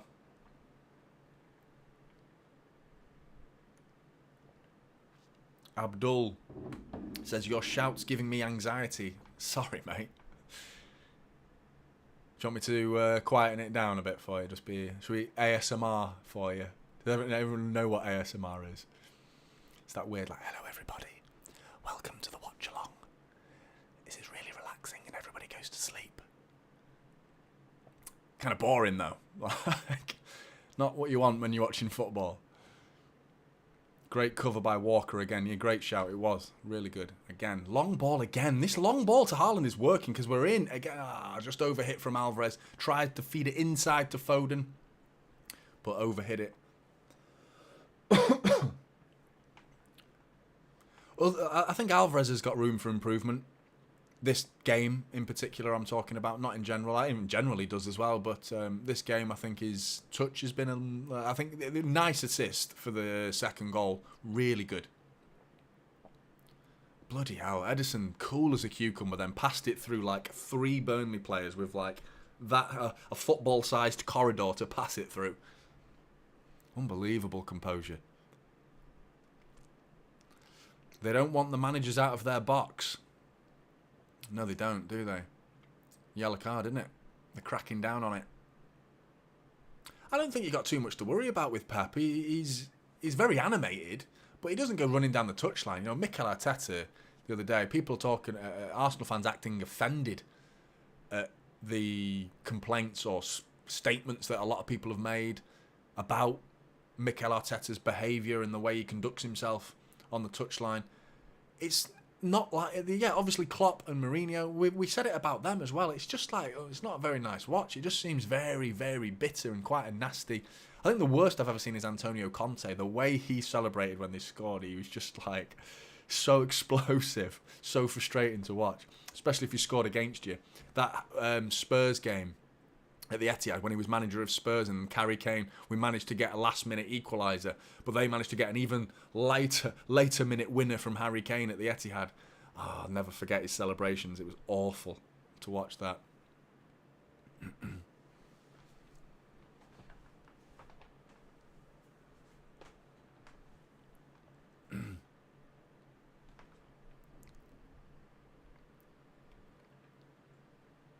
Total control from City so far this half. Total control. And we're not even controlling it that well. You know, I think there's a couple of passes have gone astray. We haven't, you know, really got out of second gear just yet. But Burnley have, they seem to have lost their attacking potency. Amy says, Grealish and Haaland, iconic hairstyles. That's backed up by Sub to the Mancunian Way saying Pep, the iconic hairstyles. Yeah. The egg hairstyle. I love Pep. Bloody brilliant, isn't he? Bloody brilliant, that Pep.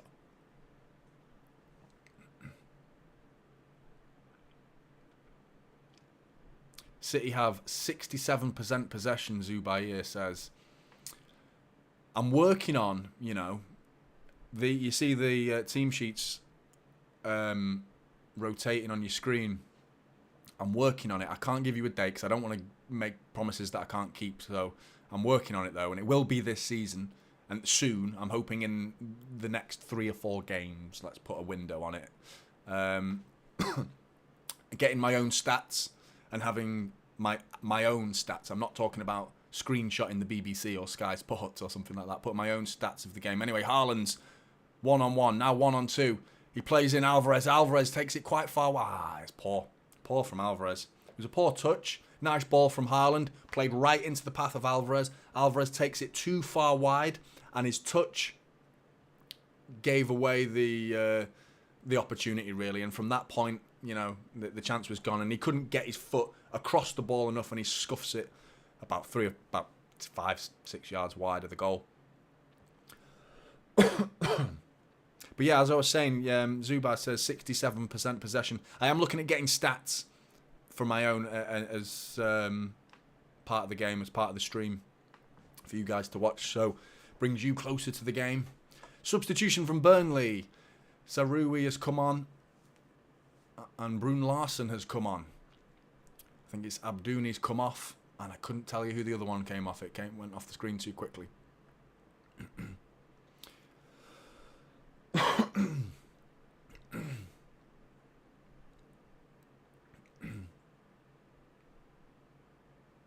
Most goals by subs in top 4 divisions last season. Burnley was second with 17 goals from substitutions in the top 4 divisions, which is another long ball. That seems to be a tactic today. We've fired it up from Edison about 10-15 times now, at least. And it's coming off. A couple of times we've broken on them. 61 minutes gone. Odds on me getting the Grealish haircut, mate. 1,000,000,000 if you actually want an odds. I'm about 3 years away from even getting that hair length, to be honest. There's a lot of hair talk in this chat. A lot of stylists. I imagine you're a good-looking chat who all know what you're doing with your hair every morning. We've got some wonderful hairdos in our team. Rico Lewis, Nathan Ake, Haaland. Phil Foden with his little go fast lines. They make him go faster. It's official. Science. It's science that makes him go faster.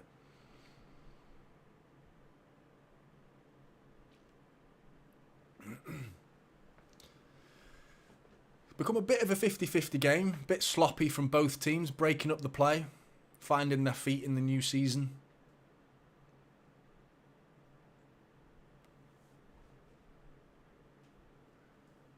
This is the second time in the Premier League's history that the champions have opened the season. Hang on a minute. Burnley are in here. Brune Larsen down the right-hand side. Cuts it back. Gone out for a corner off Kovacic. Corner to Burnley. But yeah, as I was saying, this is the second time in the Premier League's history that the champions of the previous season have opened the Premier League season of the next season and being the first game. The previous time was Leicester against Hull, and Leicester lost that game after they'd won the league the previous year with Ranieri. So they're throwing us in at the deep end of the Premier League, throwing us in this game. Corner whipped in. Oh, it's bobbling around. Cleared by Haaland. Instinctively, just in the right place. Doesn't matter which box it is, the defending box or the attacking box, he's in the right place, Erling Haaland. And there he is again, cleared. What's he doing? It's centre back. Get up. Get up the pitch. Such a presence though, isn't he? Seeing him wander up the pitch. Nearly crashed into him, for anyone who didn't know. Some of you might already know that because I went mental about it. But nearly crashed into Erling Haaland about 2 weeks ago. There's a road near me. Nearly T-boned him. It was his fault. He pulled out on me. Reckless. Lunacy. It was absolute barn pot driving from Erling Haaland. Anyway, Burnley, Kyle Walker intercepts it, reads it really well. Edison plays it comfortably to Rodri. Rodri plays it inside to Akanji. Akanji's got a lot of space to bring it forward, and he does just that. But not many options. It's a bit odd, this performance. It's like it's controlled, like Muddy Duck said. It is controlled, but we're not really offering much going forward. I know we're 2-0 up, and thank God we are, but I mean, we haven't really created that many chances. It's very... a long ball up to James Trafford comes out, heads it clear for a throw-in. Haaland was going to get on the end of that if he didn't. Good sweeper keeper play from James Trafford there. He's probably the only guy on the pitch who's around the same size as Erling Haaland as well. Muddy Duck says Trafford is having an impressive first game. Yeah, he looks good. Looks solid. Oh, foul given. Luckily, Ake got caught on the ball. That did look like a foul. He caught his heel, I think. Vincent Kompany's in disbelief at that decision. Let's have a look. Yeah, he kicked him. Kompany's fuming. Piss off, Vincent. No, I love you, mate. I love you. Not today, I don't. When the final whistle goes, I'll go back to loving you. But, I mean, could he go on to become a City manager? It's a big ask, you know. There are very few... Hang on a minute. City playing out from Edison with a very high press from Burnley. And we've played out not so great. We're still not in their half yet. We've still got the ball there. Walker wins it back. Walker's been brilliant. Played up top to Haaland. It's been very direct from City. Oh, long ball up the top. Edison's come out and he claims it brilliantly. Rolls it immediately out, looking for a quick one with Rodri. Rodri with no options ahead of him. Kovacic bringing it forward, dribbling brilliantly. Great play. That's a foul, referee. Brune Larsen brings down Kovacic. Craig Bellamy stands up and starts doing some weird, like, magic thing. I don't know what that was, but he sat back down. What the hell he was doing there? Kyle Walker on the ball.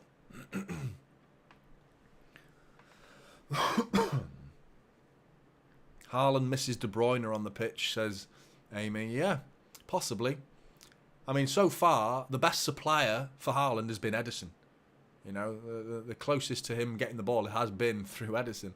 Anyway, Rodri bringing the space through. He's got to play in Haaland. He's going to have a shot, actually, isn't he? Edge of the box. Rodri brings it forward. Blocked. Good block by Vitinho. Probably should have passed in Haaland there, but the defending was quite good then. They closed the channel. Haaland tried to pull away from his defender as Rodri was bringing it forward, trying to create a space to pass it into. But the defender kept with Haaland as he kept pulling away. Long throw from Kyle Walker into the area, chested down by Haaland. Is he going to win the corner? Ooh, yep, corner ball. Zubar says, I think we should get Ortega in net and push Edison on the right wing. Get him in the De Bruyne position, you mean? That'd be great, that, wouldn't it? There'll be a day where he takes a penalty. One day, Edison will take a penalty or something. A free kick.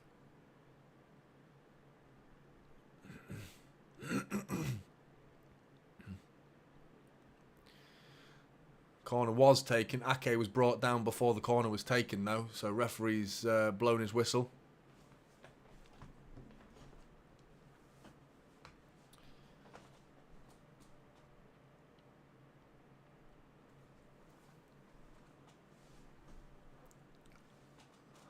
"68 minutes, nearly. Alvarez with the corner. Second time, back post. Akanji. It's cleared. Good defending again by Foster. Akanji on the corner of the area helps him.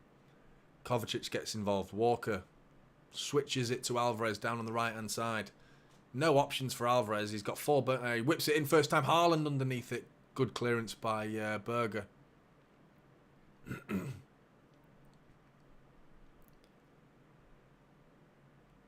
Walker, last man on the ball. John Burke says, Roberts is doing my head in. Yeah. Burnley, they can hold their heads high as of now. They can hold their heads very high. And it doesn't bode well for whoever they play next. Who are they playing next? Be interesting to see what Burnley's... Because, I mean, you don't pick City, do you, as your first game? I suppose you can put a spin on it and say, well, it gets it out of the way from a Burnley perspective. At least they've played City now and they don't need to worry about this game. But, yeah, there'll be easier games than this for them. And as a result of that, I think looking at the way they're playing, they're going to cause a lot of teams problems this year. Hopefully they can get some...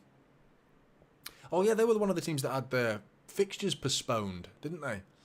Because of bloody Luton coming up with their shed that they're expecting Premier League football to be played in. I'm not a snob, you know what I mean, when it comes to football snobbery. You know, I'm not a snob, but Luton's ground, mate, come on. It's like, it's not good enough, is it? It's a house. We're playing in a back garden. Going to be dodging dog shits and picking weeds.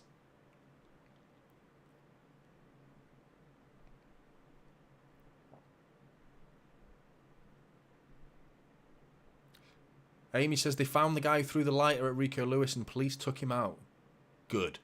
Bloody good. Rightly so. Mark Harris, ban the scrubber for life. Absolutely. Muddy Duck says, Foden lost the ball a few times tonight, but not then pressing as usual.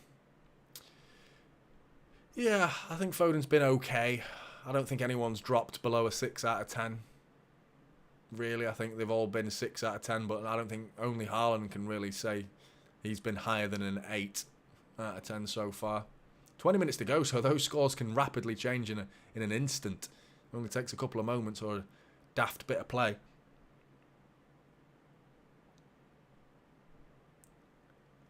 Yeah, Burnley are at home to Villa next, and that's not easy. Villa. Anyway, Foden's in here. Foden, long ball over the top. Foden switches it, tries to switch it to Haaland. Right idea. Looked like it clipped someone, so it could go out for a corner. Haaland giving the ball boy a hug. The ball boy's life has just been changed, to be honest. Just been changed. You've just received a hug off a sweaty Erling Haaland. So that's a good luck omen, if I've ever seen one.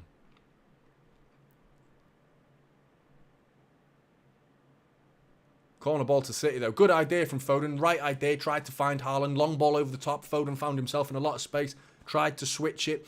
It was deflected out of the path of Haaland. Had it not been deflected, I'd imagine that was going to land right on the foot of Erling Haaland. Hat-trick. 3-0. Game over. But good bit of defending. Good play from Foden. Right idea. You can't really knock it when the idea is right. The problem we saw a lot of last season was numerous times Foden was in on goal, but not quite in on goal. In on goal at an angle. And Haaland was the easy option. Just square it, tap in, goal. Simple. He didn't. He'd made the mistake a couple of times early last season. But seems to have learnt his lessons in that particular scenario, at least anyway. Buggan says, let us see Gvardiol. Absolutely. He's not even looked at the bench, has he, really? Doesn't even look. I haven't seen anyone warming up, in fact. Bags of substitutions going on here. Burnley are bringing on a...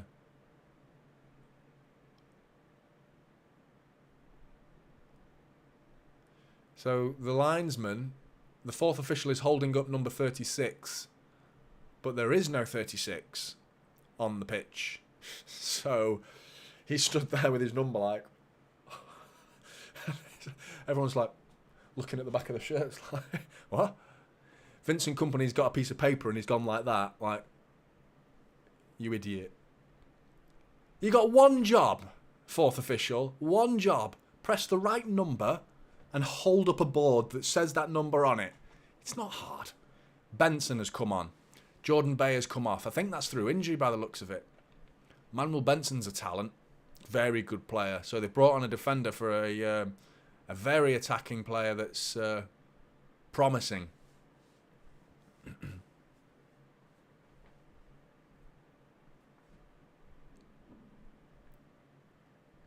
Keep nearly sticking this up my nose. I keep having to check. I'm like, make myself look a right knob.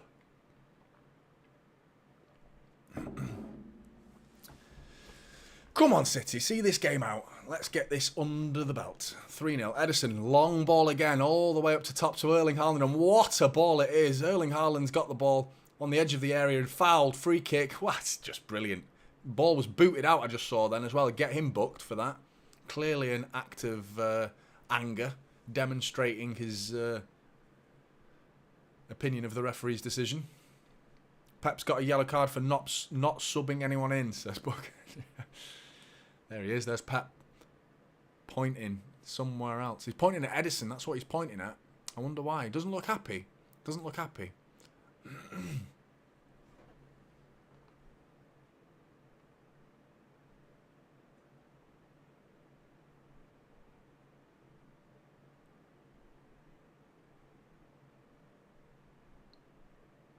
Foden, free kick, near post. Gotta be.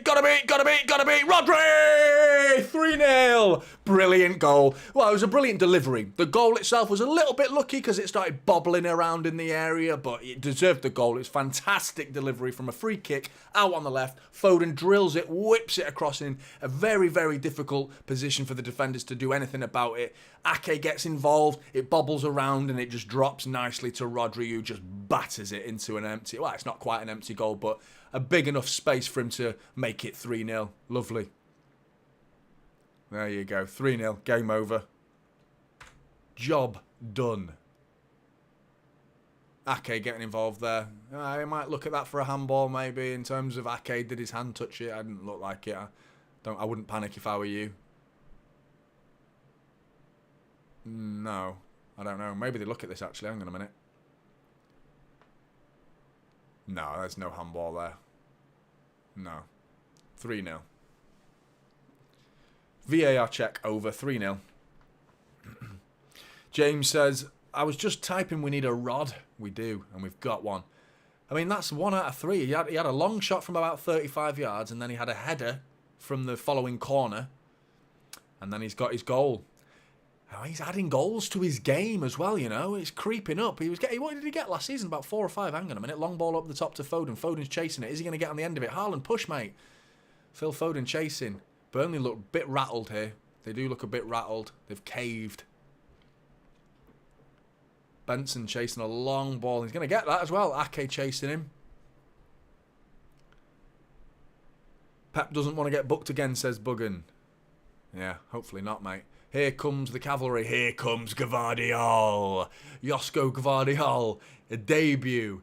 Alongside, would you believe it, Aymeric Laporte is also coming onto the pitch at the same time. He's bringing on 2 left-sided centre-backs at the same time, as well as Cole Palmer. Who's going to take off? It's got to be Akanji and Ake. Maybe Rico Lewis for Gvardiol. Ake for Laporte. That would be my guess. And then Bernardo Silva for Palmer. Long throw in from Burnley coming up into the area. Cleared by Ake. Foden clears it. Well done.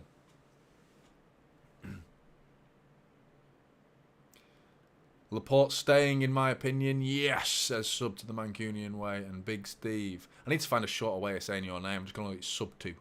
Okay. I don't know, mate. I'm not sure. I'd like him to stay. I mean, it would give us, an embarrassment of riches in terms of centre-backs. You know, if we kept Laporte. So what would we have? Gvardiol, Laporte, Ake, Akanji, Diaz. I need my other hand. Bear with me. Stones. Who else am I missing? Well, we could play Walker in that position. Gvardiol. Did I say Gvardiol? Can't remember. That's what I mean. You lose count. The fact that I'm losing count is enough of a signal that we've got quite a lot of centre-backs already. Haaland's got a big space with Foden outlet. Alvarez on his left. Foden on his right. Plays in Alvarez. Alvarez looks to chop onto his right foot. Hits it. Blocked. Good block.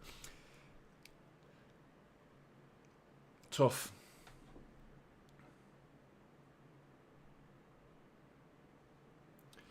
My stream keeps doing this. It's gone back. I'm like watching the same 10 seconds of footage I've just described to you again. But here come the substitutions. I've got a backup stream just in case. I'm prepared. I'm prepared. Here comes Gvardiol.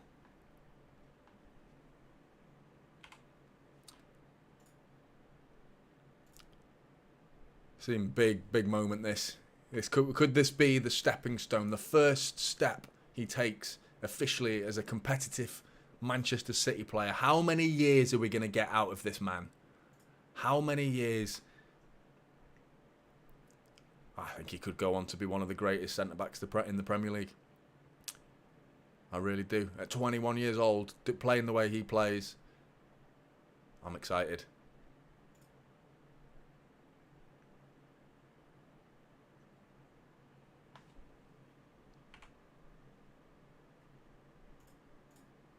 Cole Palmer's on.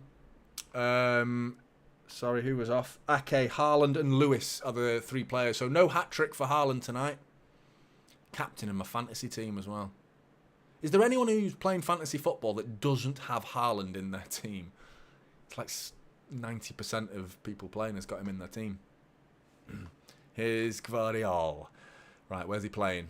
He's left back. So I got it right with Ake and Lewis.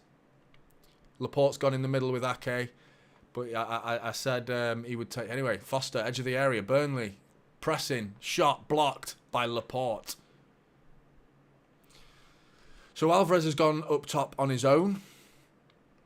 Bernardo Silva stays in his position. Cole Palmer's playing on the left. Gvardiol sizing up his first bit of defensive duties. What's he going to do? What's he going to do? Blocks the cross. Good bit of play from Gvardiol. I'll take that. Corner ball to Burnley.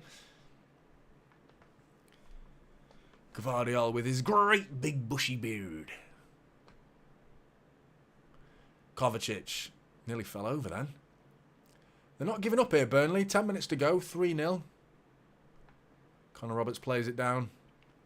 A channel. Gvardiol with his hands on the back of his man saying, you're not getting past me, mate. Kovacic. Corner ball to Burnley again. They're racking up the corners. Chances are growing.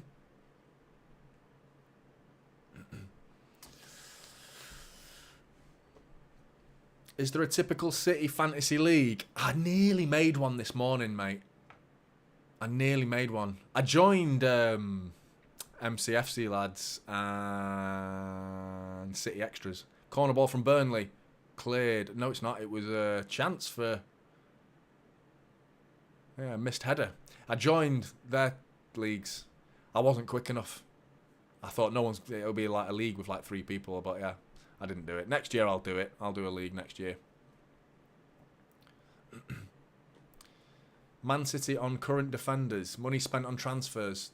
£424 million on defenders. Burnley in club's entire history. 360 million. Do you... Fuck off.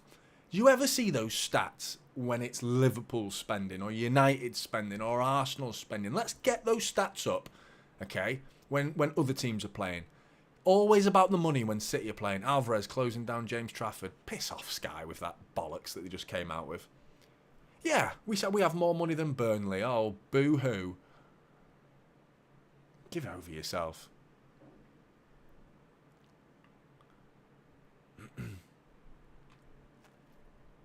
It's annoyed me, that.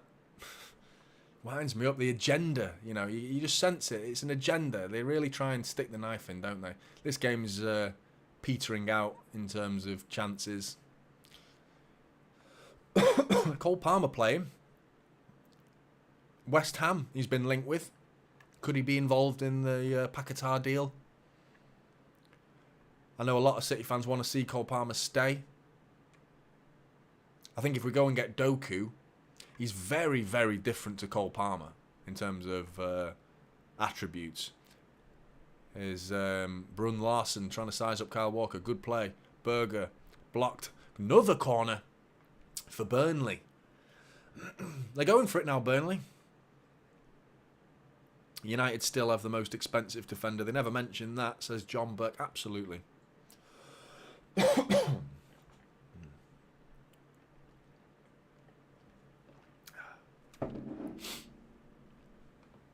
I want a clean sheet. That's what I want now. I don't want to concede any silly goals. Corner whipped in. Addison was found a bit wanting there. Gets a free kick. Not sure about that, but you can't touch goalkeepers now, can you?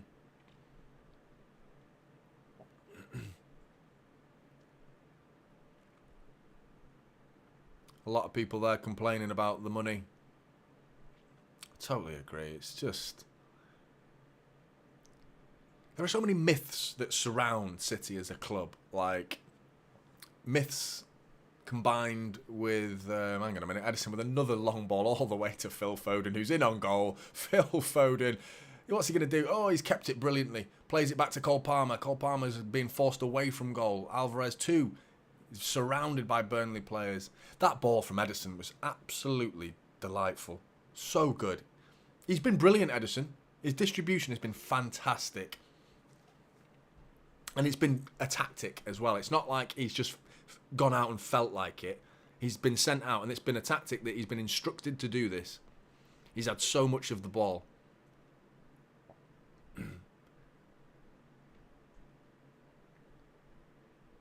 Bernardo Silva playing a lot of a much deeper role now. Is Burnley singing it's only 3-0, says Sub 2.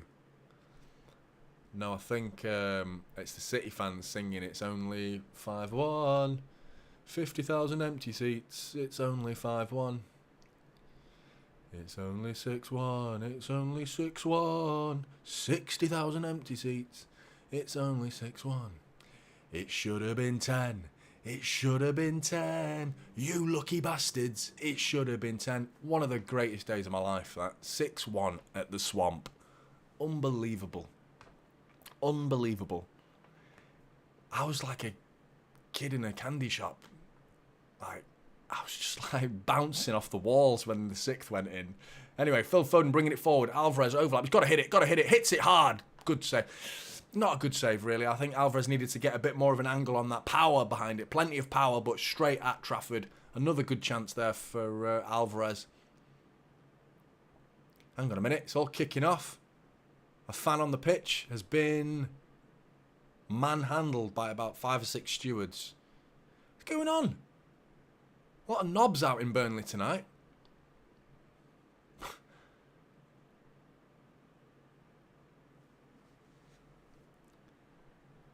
Why? I don't know why it needs to be spoilt now. Like, the players just look so gutted about it. Like, everyone's just like, ugh, thanks, mate. I don't get it. It's like security just smashed someone, says Sub 2.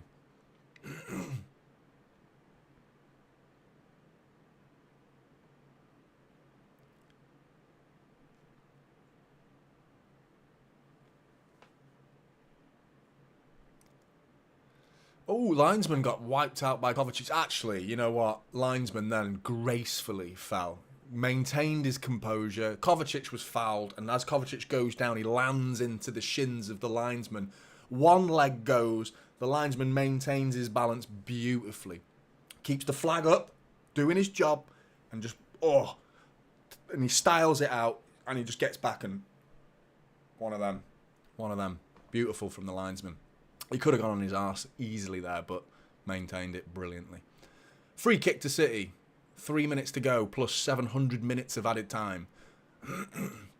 Phil Foden, short free kick. He's just dribbling into the box. He whips it. Oh, he went for the near post. Good effort from Phil Foden, that. Holding his... looking hurt. Oh, he's okay.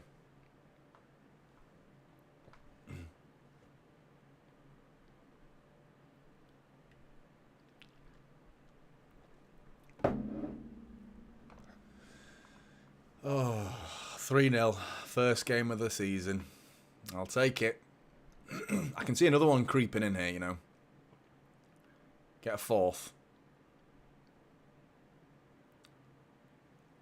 Ederson's passing has been crazy today. Absolutely. It really has. He's doing it. He's about to do it again. He's looking. And he fires one long. Just down the channel. He's so good. And we're in again. Why are they not defending it? Phil Foden into the box. Gvardiol, sorry, not Phil Foden. Gvardiol getting forward. Imagine.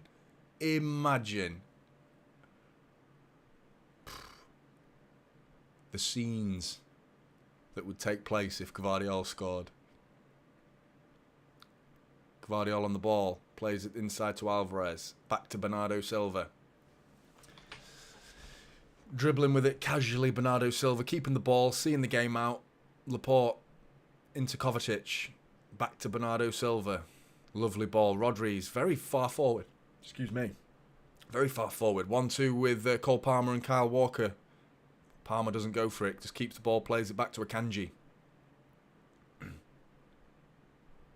Gvardiol debut goal? Question mark, says James. I wouldn't say no, mate. Wouldn't say no.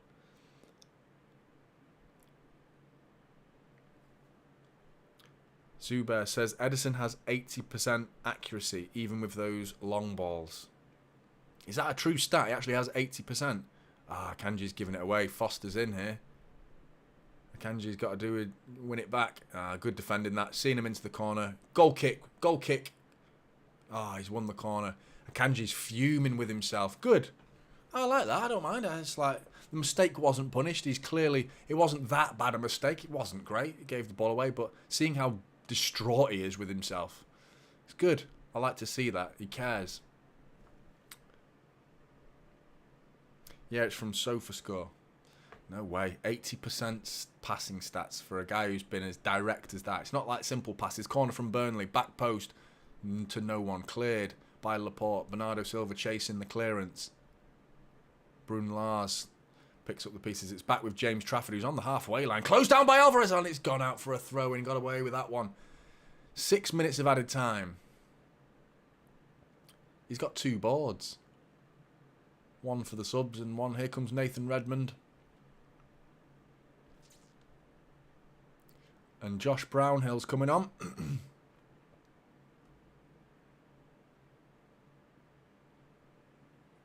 Yeah, 6 minutes is like the old 3, isn't it now? With these new minutes that are going to be added on, 6 is like the old 3 at the end of a game. Sub 2, great stream. See you the next week, legends. Thanks for joining, mate. Really appreciate it. See you in the next one, buddy. So Redmond on, Brownhill on, Berger off, Foster off. I think this is just minutes now. Game's over, really.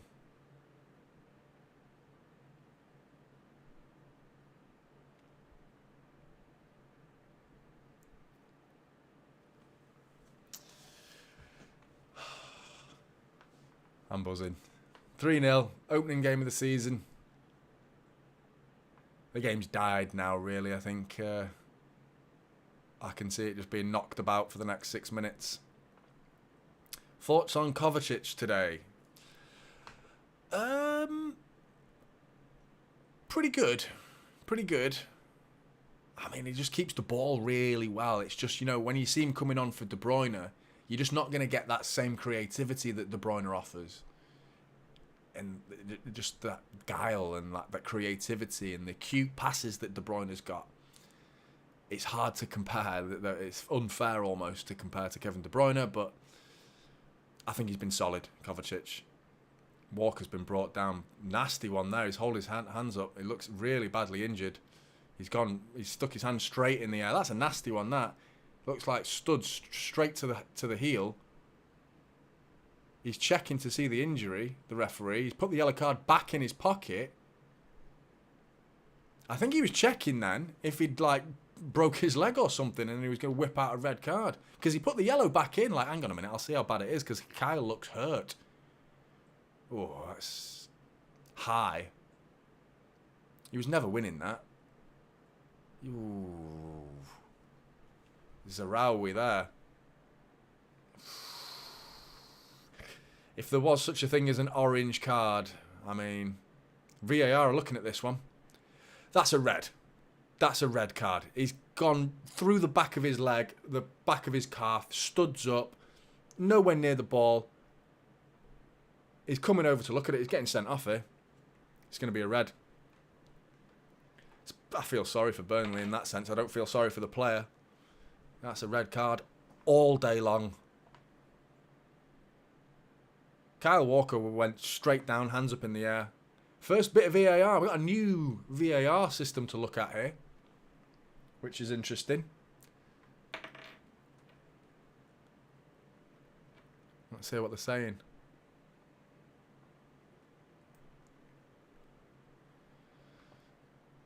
Oh, he's so high, that one there. It's not a good tackle at all. Yeah. Here we go. Red card. Red card. Got to be. He's already done that. He's just not done the yellow. He's going to do that. No yellow card. And then red card, isn't it? I know all the movements now for VAR. He's gone. That is a 3-game ban for Zarawi. And he walks straight off the pitch. Looks gutted. I mean, in fact, he doesn't. He doesn't look that bothered, actually. 6 months jail, that, says Jack. Absolutely, mate. Come on, City, says Douglas Wright. And he also says he was very impressed with Burnley and City today. I agree. I think that both teams showed different parts of the game today. I don't think City really showed much attacking potency that I like to see a little bit more of, but took our chances really well. The second half, you know what we did? we did show a lot of attacking quality, and a lot of it came through Edison. First half, less so. Somehow we got 2 goals in the first half. But in terms of chances, most came in the second half, and we've only scored 1. Could have been 3, 4 scored in the second half alone. Alvarez free kick. Laporte, straight into the arms of James Trafford.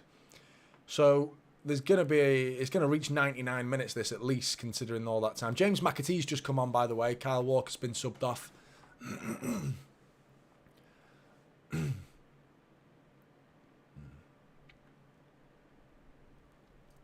Fact Frenzy asks, do I think Haaland can play with Alvarez in big matches? Well, I don't know. Alvarez always looks better when Haaland's off the pitch. I always think he looks better when Haaland's not on the pitch. But I still want to see him and see a combination of the two. But so far, I've been more impressed by Alvarez on his own up top. But you talk about big matches. Arsenal, that was a big match. Doesn't get much bigger for us at the minute in terms of domestic football.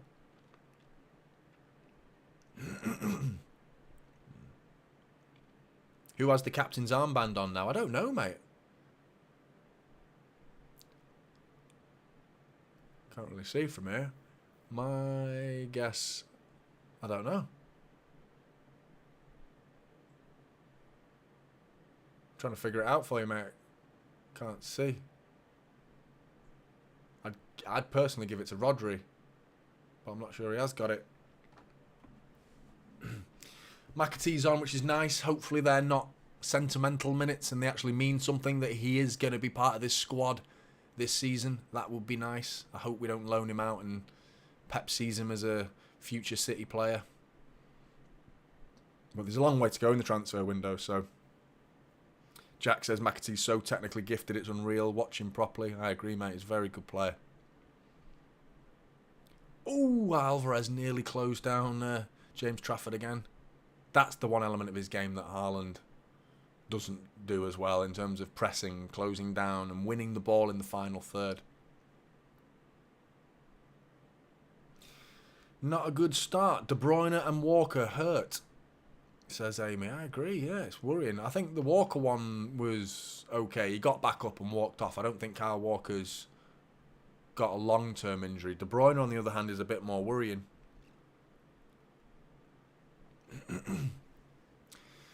Zubair says Calvin still didn't get any minutes. I haven't... It's so tough, isn't it, for Calvin? I feel so sorry for him. I don't like the idea. I've seen some City fans like saying sell him, get rid of him, he's shit, and like I don't really want to say that about any City player, but Pep obviously sees enough in training for him to not play, you know. Anyway, full time's whistle's gone. There we go, boys and girls.